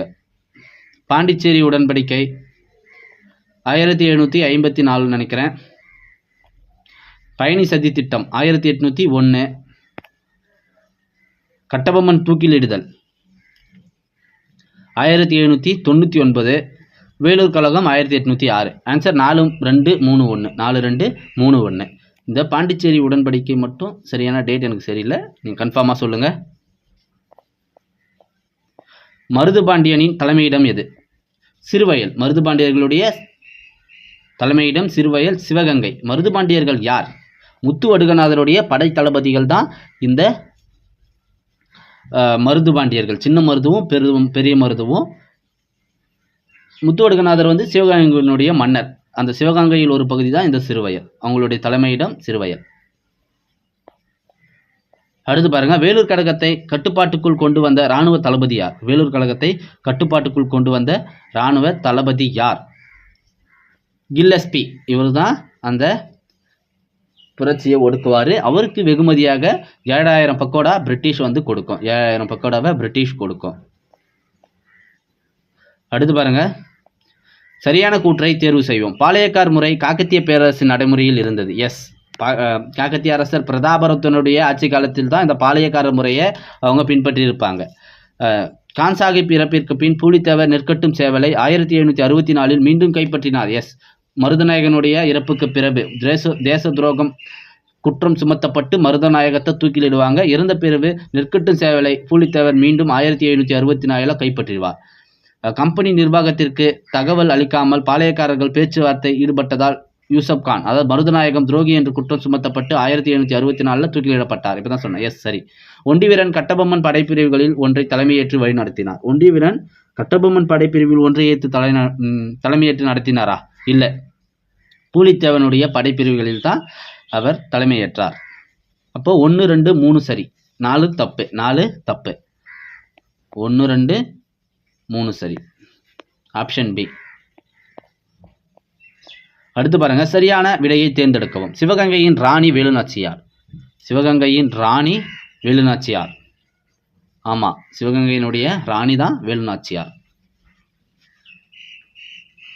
ராமநாதபுரத்தின் இளவரசி இப்படியும் கேட்பாங்க. ராமநாதபுரத்தின் இளவரசி வேலுநாச்சியார். ஏன்னா ராமநாதபுரம் அவங்க பிறந்த ஊர். அவர் தந்தையான செல்லமுத்து சேதுபதியினுடைய பாளையம் தான் ராமநாதபுரம். ஆனால் சிவகங்கைக்கு அவங்க ராணி, ராமநாதபுரத்துக்கு இளவரசி. கொஸ்டின் கொஞ்சம் ட்விஸ்ட் பண்ணலாம். காளையக்கர் கோவில் போரில் கொல்லப்பட்ட முத்து ஒடுகநாதர் ராணி வேலுநாச்சியாரின் கணவர். ஆமாம், சரி. வேலுநாச்சியாரின் நம்பிக்கைக்குரிய படை தளபதி குயிலி. இவர் முதல் தற்கொலைப்படை வீரர் ஆவார். இதுவும் சரி. மருது சகோதரர்களின் உதவியுடன் வேலுநாச்சியார் மீண்டும் ராணியாக முடிசூட்டி கொண்டார். ஆமாம், இதுவும் சரி. 1772 அந்த போர் நடக்கும். அந்த போரில் சிவகங்கையும் தன்னுடைய கணவரையும் இழந்துடுறாங்க. 8 ஆண்டுகள் கழித்து 1780 மீண்டும் கைப்பற்றாங்க. குயிலி மற்றும் மருது சகோதரர்கள் உதவியுடன் ராணி வேலுநாச்சியார் அரசியாக முடிச்சொல்வாங்க. இப்போ அனைத்துமே சரிதான். அடுத்து பாருங்க, கூற்று. வேலுநாச்சியார் ஹைதர் அலியிடம் 5000 காளைப்படைகளும் 5000 குதிரைப்படைகளும் அனுப்பும்படி கடிதம் எழுதினார். சரியா? எஸ், சரி. வேலுநாச்சியார் ஆங்கிலேயரோடு மோதுவதில் தீவிரமாக இருப்பதை வெளிப்படுத்தினார். ஆமாம், அதனால தான் அவர் உதவுவார். ஹைதர் அலி உதவுவார். அந்த கடிதம் உருது மொழியில் எழுதுவாங்க. தலதாய் தாண்டவராயன் தான் எதுவுமே கொடுப்பாரு. வேலுநாச்சியாருக்கு ஹைதர் அலி உதவியால் தான் வேலுநாச்சியார் சிவகங்கையை மீண்டும் பிடிப்பாங்க. ஹைதர் அலியும் ஒரு முக்கிய காரணம். சிவகங்கையை மீட்பதற்கு ஹைதர் அலியும் ஒரு முக்கிய காரணமாக இருப்பார். அப்போ கூற்று காரணம் இரண்டும் சரி. காரணம் கூற்றை சரியாக விளக்குகிறது. Option C. பாருங்க, நம்ம பார்த்ததுலேருந்து தான் எல்லாமே ரிப்பீட்டடாக கேட்டுகிட்டே இருக்காங்க. நம்ம கண்டென்ட் வீடியோ பார்த்தோம், அதுலேருந்து தான் கொஸ்டின்ஸ் எல்லாமே இருக்குது.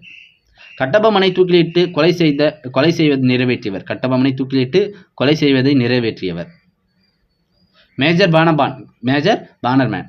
இவர் தான் கட்டபொம்மனை அடக்குவதற்காக நியமிக்கப்பட்ட அதிகாரி. Major Bannerman. புலித்தேவரின் கட்டுப்பாட்டிற்குள் இல்லாத கோட்டை சிவகிரி கோட்டை. நெற்கட்டும் செல் அவருடைய கோட்டை தான். வாசுதேவன் நல்லூர் அவருடைய கோட்டை தான். பனையூரும் அவருடைய கோட்டை தான். மருதநாயகம் பூலித்தேவனை வீழ்த்தி இந்த 3 கோட்டைகளை தான் கைப்பற்றுவார். ஆனால் இந்த கோட்டையை கைப்பற்ற கிட்டத்தட்ட ஒரு 2.5 மாதம் மருதநாயகம் போரிடுவார்.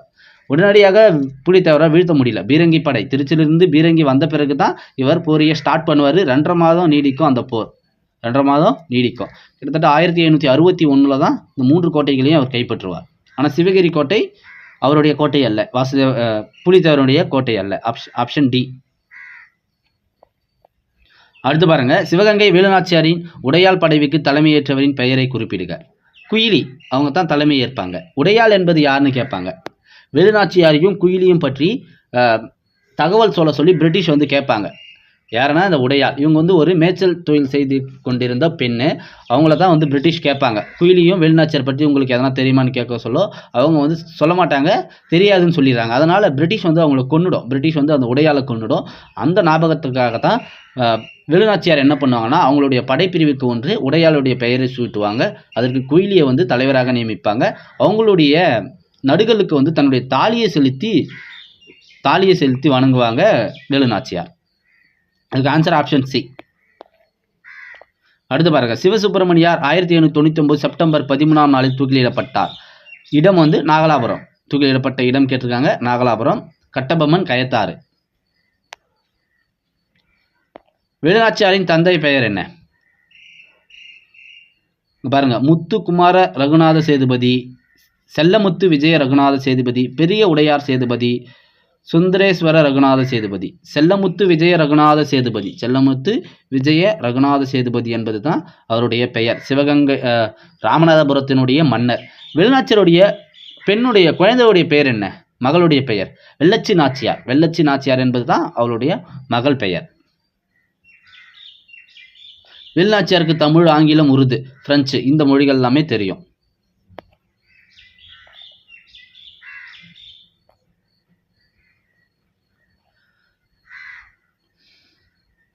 அடுத்து கேள்வி பாருங்க, எந்த ஆங்கில படை அதிகாரி 1783 பாஞ்சாலங்குறிச்சி கோட்டையை தாக்கினார்?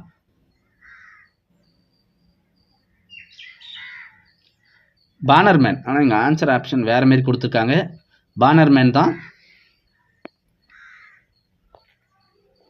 அடுத்து பாருங்க, மருது பாண்டியன் மற்றும் வெள்ளை மருது தூக்கிலிடப்பட்ட கோட்டை திருப்பத்தூர் கோட்டை. எந்த கோட்டை? திருப்பத்தூர் கோட்டையில தான் தூக்கிலிடப்படுவாங்க.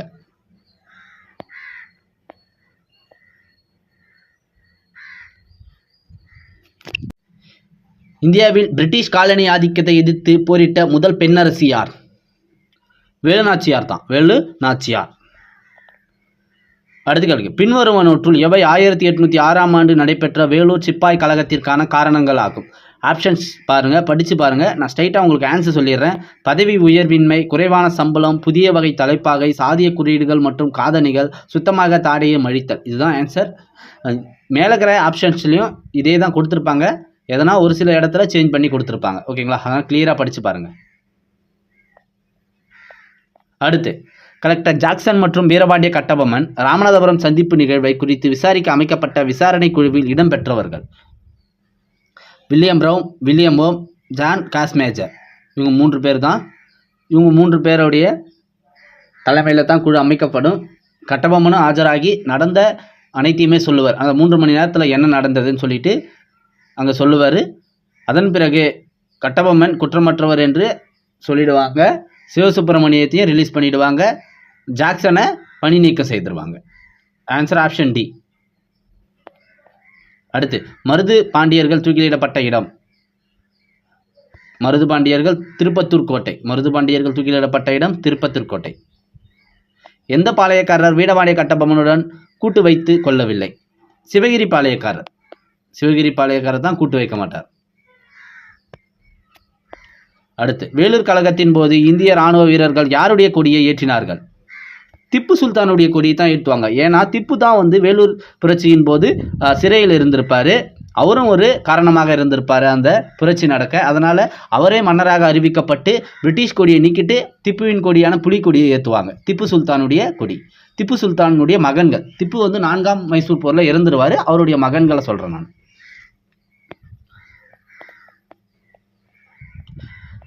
கீழ்கண்டவர்களில் திண்டுக்கல் கூட்டமைப்பை சாராதவர் யார்? திண்டுக்கல் கூட்டமைப்பை சாராதவர் சிங்கம் செட்டி. யாரு? சிங்கம் செட்டி. அடுத்து, சிவகங்கையின் சிங்கம் என அழைக்கப்படுபவர். சிவகங்கையின் சிங்கம் என அழைக்கப்படுபவர் பெரிய மருது. யாரு? பெரிய மருது.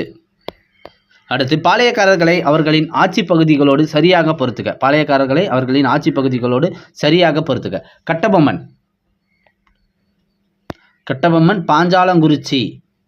கோபாலநாயக்கர் திண்டுக்கல். மருதுபாண்டியர்கள் சிவகங்கை. கேரளவர்மா கோயம்புத்தூர். ஆப்ஷன் 3-1-4-2. 3-1-4-2. அடுத்து பாருங்க, நபர்களை இடங்களுடன் பொறுத்துக. ஊமத்துறை திருமயத்திலிருந்து தான் அவங்க பாதுகாப்பு அரணாக இருந்து போர் புரிவாங்க. மருது சகோதரர்கள் காளையக்கர் கோவில், சிவகங்கையினுடைய பகுதி. அழகுமுத்துக்கோன்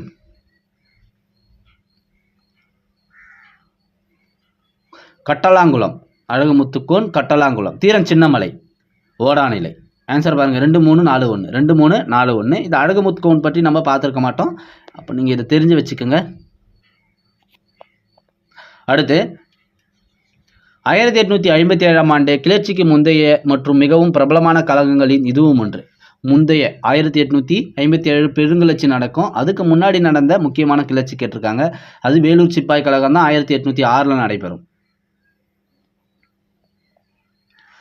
கீழ்கண்டவற்றில் தீரன் சின்னமலை பற்றிய தவறான கூற்று எது? தீரன் சின்னமலை ஆங்கில மைசூர் போர்களில் கலந்து கொண்டார். ஆங்கில மைசூர் போர்களில் கலந்து கொண்டார். எஸ். கொங்கு நாட்டு வீரர்களை ஆங்கிலேயருக்கு எதிராக ஒன்றிணைத்தினார். இதுவும் சரி. 1802 மேக்ஸ்வெல் என்ற தளபதி தீரன் சின்னமலையை தோற்கடித்தார். இல்லை, தப்பு. சங்ககிரி கோட்டையில் தூக்கிலிடப்பட்டார். சரி. அப்போ 1-2-4 சரி. 1-2-4 சரி. 3 மட்டும் தவறு. அடுத்து, கீழ்கண்டவற்றில் வேலுநாச்சியார் குறித்த சரியான கூற்று எது? தாண்டவராயன் பிள்ளை தளவாய் மற்றும் பிரதானிய வேலுநாச்சியாரிடம் பணிபுரிந்தார். தளவாய் தாண்டவராயன் இவர் வந்து பிரித்தானியாக வேலுநாச்சியாரிடம் பணிபுரிந்தவர். எஸ், பணிபுரிந்தார். வேலுநாச்சியார் கணவர் முத்து வடுக உடைய தேவரை பிரிட்டிஷ் படை காளையர் கோவில் போரில் கொன்றது. இதுவும் சரிதான். பெரிய மருது வேலுநாச்சியாருக்கு படைத்தலைவராக இருந்தார். சரி. மருது சகோதரர்கள் திருச்சி பிரகடனத்தை வெளியிட்டனர். சரி. இப்போ ஆன்சர் வந்து அனைத்துமே சரிதான். 4மே சரிதான். அடுத்த கேள்வி பாருங்க. பூலித்தேவர் நெற்கட்டும் சேவல் மருது சகோதரர்கள் சிறுவயல், கோபாலநாயக்கர் திண்டுக்கல், யாதவ நாயக்கர் ஆனைமலை. 4-1-2-3 4-1-2-3. ஆன்சர் மட்டும் ஏன் சொல்கிறேன்னா ஆல்ரெடி நம்ம இதெல்லாமே ரிப்பீட்டாக சொல்லிகிட்டே இருக்கோம். அதனால் இங்கே ஆன்சர் மட்டும் நான் சொல்லிக்கிறேன். புலித்தேவர் வந்து நெற்கட்டும் சேவலுடைய பாளையக்காரர், திருநெல்வேலியினுடைய ஒரு பகுதி தான் நெற்கட்டும் சேவல். மருது சகோதரர்களுடைய தலைமையகம் சிறுவயல், இது வந்து சிவகங்கையினுடைய ஒரு பகுதி. இங்கே தான் வந்து ஊமத்துறையும் சிவத்தையாவையும் அவங்க அழைச்சிட்டு வருவாங்க. கமுதியிலிருந்து காப்பாற்றி இங்கே கூட்டிகிட்டு வருவாங்க. ரிப்பீட்டாக தான் சொல்லிட்டு தான் இருக்கோம். அதனால் டைரெக்டாக ஆன்சர் சொல்லிடுறேன். அடுத்து, கீழ்கண்டவற்றில் திருச்சி பிரகடனம் பற்றி தவறான கூற்று எது? இப்பிரகடனம் மருது பாண்டியர்களால் வெளியிடப்பட்டது. எஸ், சரி. இப்பிரகடனம் மக்களுக்கு நம்பிக்கையை ஏற்படுத்தியது. இதுவும் சரி. பிரகடனம் தேசிய சிந்தனை வெளிப்படுத்துவதாக அமையவில்லை. இல்லை, அமைந்தது. ஆர்காட் நவாப் மற்றும் முகமது அலியின் அரசியல் நடவடிக்கைகளை பிரகடனம் கண்டித்தது. சரி, ஓகேங்களா? அப்போ 1, 2, 4 சரி. 1, 2, 4 சரி. 3 மட்டும் தான் தப்பு. தவறான கூற்று கேட்டிருக்காங்க. ஏன்னா இவங்க வந்து சாதி மத இன வேறுபாடுகளை கலந்து அனைவரும் ஒன்றிணைய வேண்டும் தான் சொல்லியிருப்பாங்க. அப்போ இது தேசிய சிந்தனையை வெளிப்படுத்துவதாக அமையவில்லையானா இல்லை, அமைஞ்சிச்சு. ஓகேங்களா? அவங்க தான் எதையுமே பார்க்க சொல்லிய ஜாதி மத இன மொழி வேறுபாடு எதுவுமே பார்க்கக்கூடாதுன்னு சொல்லியிருக்காங்கல்ல. அடுத்த கேள்வி பாருங்க. கீழ்கண்டவற்றுள் வேலுநாச்சியார் பற்றிய தவறான கூற்று. இவர் ராமநாதபுரம் இளவரசி. எஸ், ராமநாதபுரத்தினுடைய இளவரசி, சிவகங்கையினுடைய ராணி. இவர் கணவர் முத்து வடுக உடைய தேவர். சரி. 1780 ஹைதர் அலி சிவகங்கையின் மீது படையெடுத்து வேலுநாச்சியாரை தோற்கடித்தார். இல்லை, வேலுநாச்சியாருக்கு உதவியர் தான் ஹைதர் அலி. 500 காலைப்படையும் 500 குதிரைப்படையும் கொடுத்து உதவுவார். இவர் 2ஆம் மைசூர் போரை பயன்படுத்தி சிவகங்கைக்குள் நுழைந்தார். சரி. இப்போ 3 மட்டும்தான் தவறு. இதில் 3 மட்டும்தான் தவறு. ஹைதர் அலி வேலுநாச்சியாரை எதிர்க்கலை, உதவி பண்ணாங்க. அடுத்து, தென்னிந்திய புரட்சி மிக பயங்கரமாக தோல்வியுற்றது. தென்னிந்திய புரட்சி மிக பயங்கரமாக தோல்வியுற்றது. ஆமாம். தலைவர்களிடையே ஒற்றுமை இல்லாமல் இருந்தது. ஆமாம், ஏன்னா அவங்க பிரித்தாளும் கொள்கையை பயன்படுத்துவாங்க. அதனால் ஈஸியாக அவங்கள வென்றுடுவாங்க. சரியான விளக்கம் தான் ஆப்ஷன் டி. அடுத்து, திருச்சிராப்பள்ளி பிரகடனத்தை வெளியிட்டது யார்? மருது பாண்டியர்கள். மருது பாண்டியர்கள். அடுத்து, கீழ்கண்ட கூற்றுகளில் வீரமடை கட்டபொம்மன் பற்றிய சரியான கூற்றுகள் எவை? கட்டபொம்மன் திருவிதாங்கூர் மன்னர் ஆவார். கட்டபொம்மன் திருவிதாங்கூர் மன்னர் ஆவார். ஆங்கிலேயர் அவரை பிடித்து தூக்கிலிட்டனர். பாஞ்சாலங்குறிச்சியின் பாளையக்காரர் இருந்தார். புரட்சிக்கு பின் அவருடைய ஆட்சி பகுதியை பெற்றுக்கொண்டார். இதில் வந்து திருவிதாங்கூர் மன்னர் என்பது தப்பு. பாஞ்சாலங்குறிச்சியின் மன்னர் தானே அவர். பாஞ்சாலங்குறிச்சியினுடைய பாளையக்காரர். ஆங்கிலேயர் அவரை பிடித்து தூக்கிலிட்டார். சரி. பாஞ்சாலங்குறிச்சியின் பாளையக்காரராக இருந்தார். எஸ். புரட்சிக்கு பின் அவருடைய ஆட்சி பகுதியை பெற்றுக்கொண்டார். இதுவும் தப்பு. அப்போ 2, 3 தான் சரி. 2, 3 தான் சரி. எஸ், 2, 3 சரி. புலித்தேவனால் தோற்கடிக்கப்பட்ட ஆங்கில தளபதி யார்? ஹெரேன். General Alexander ஹெரேன்.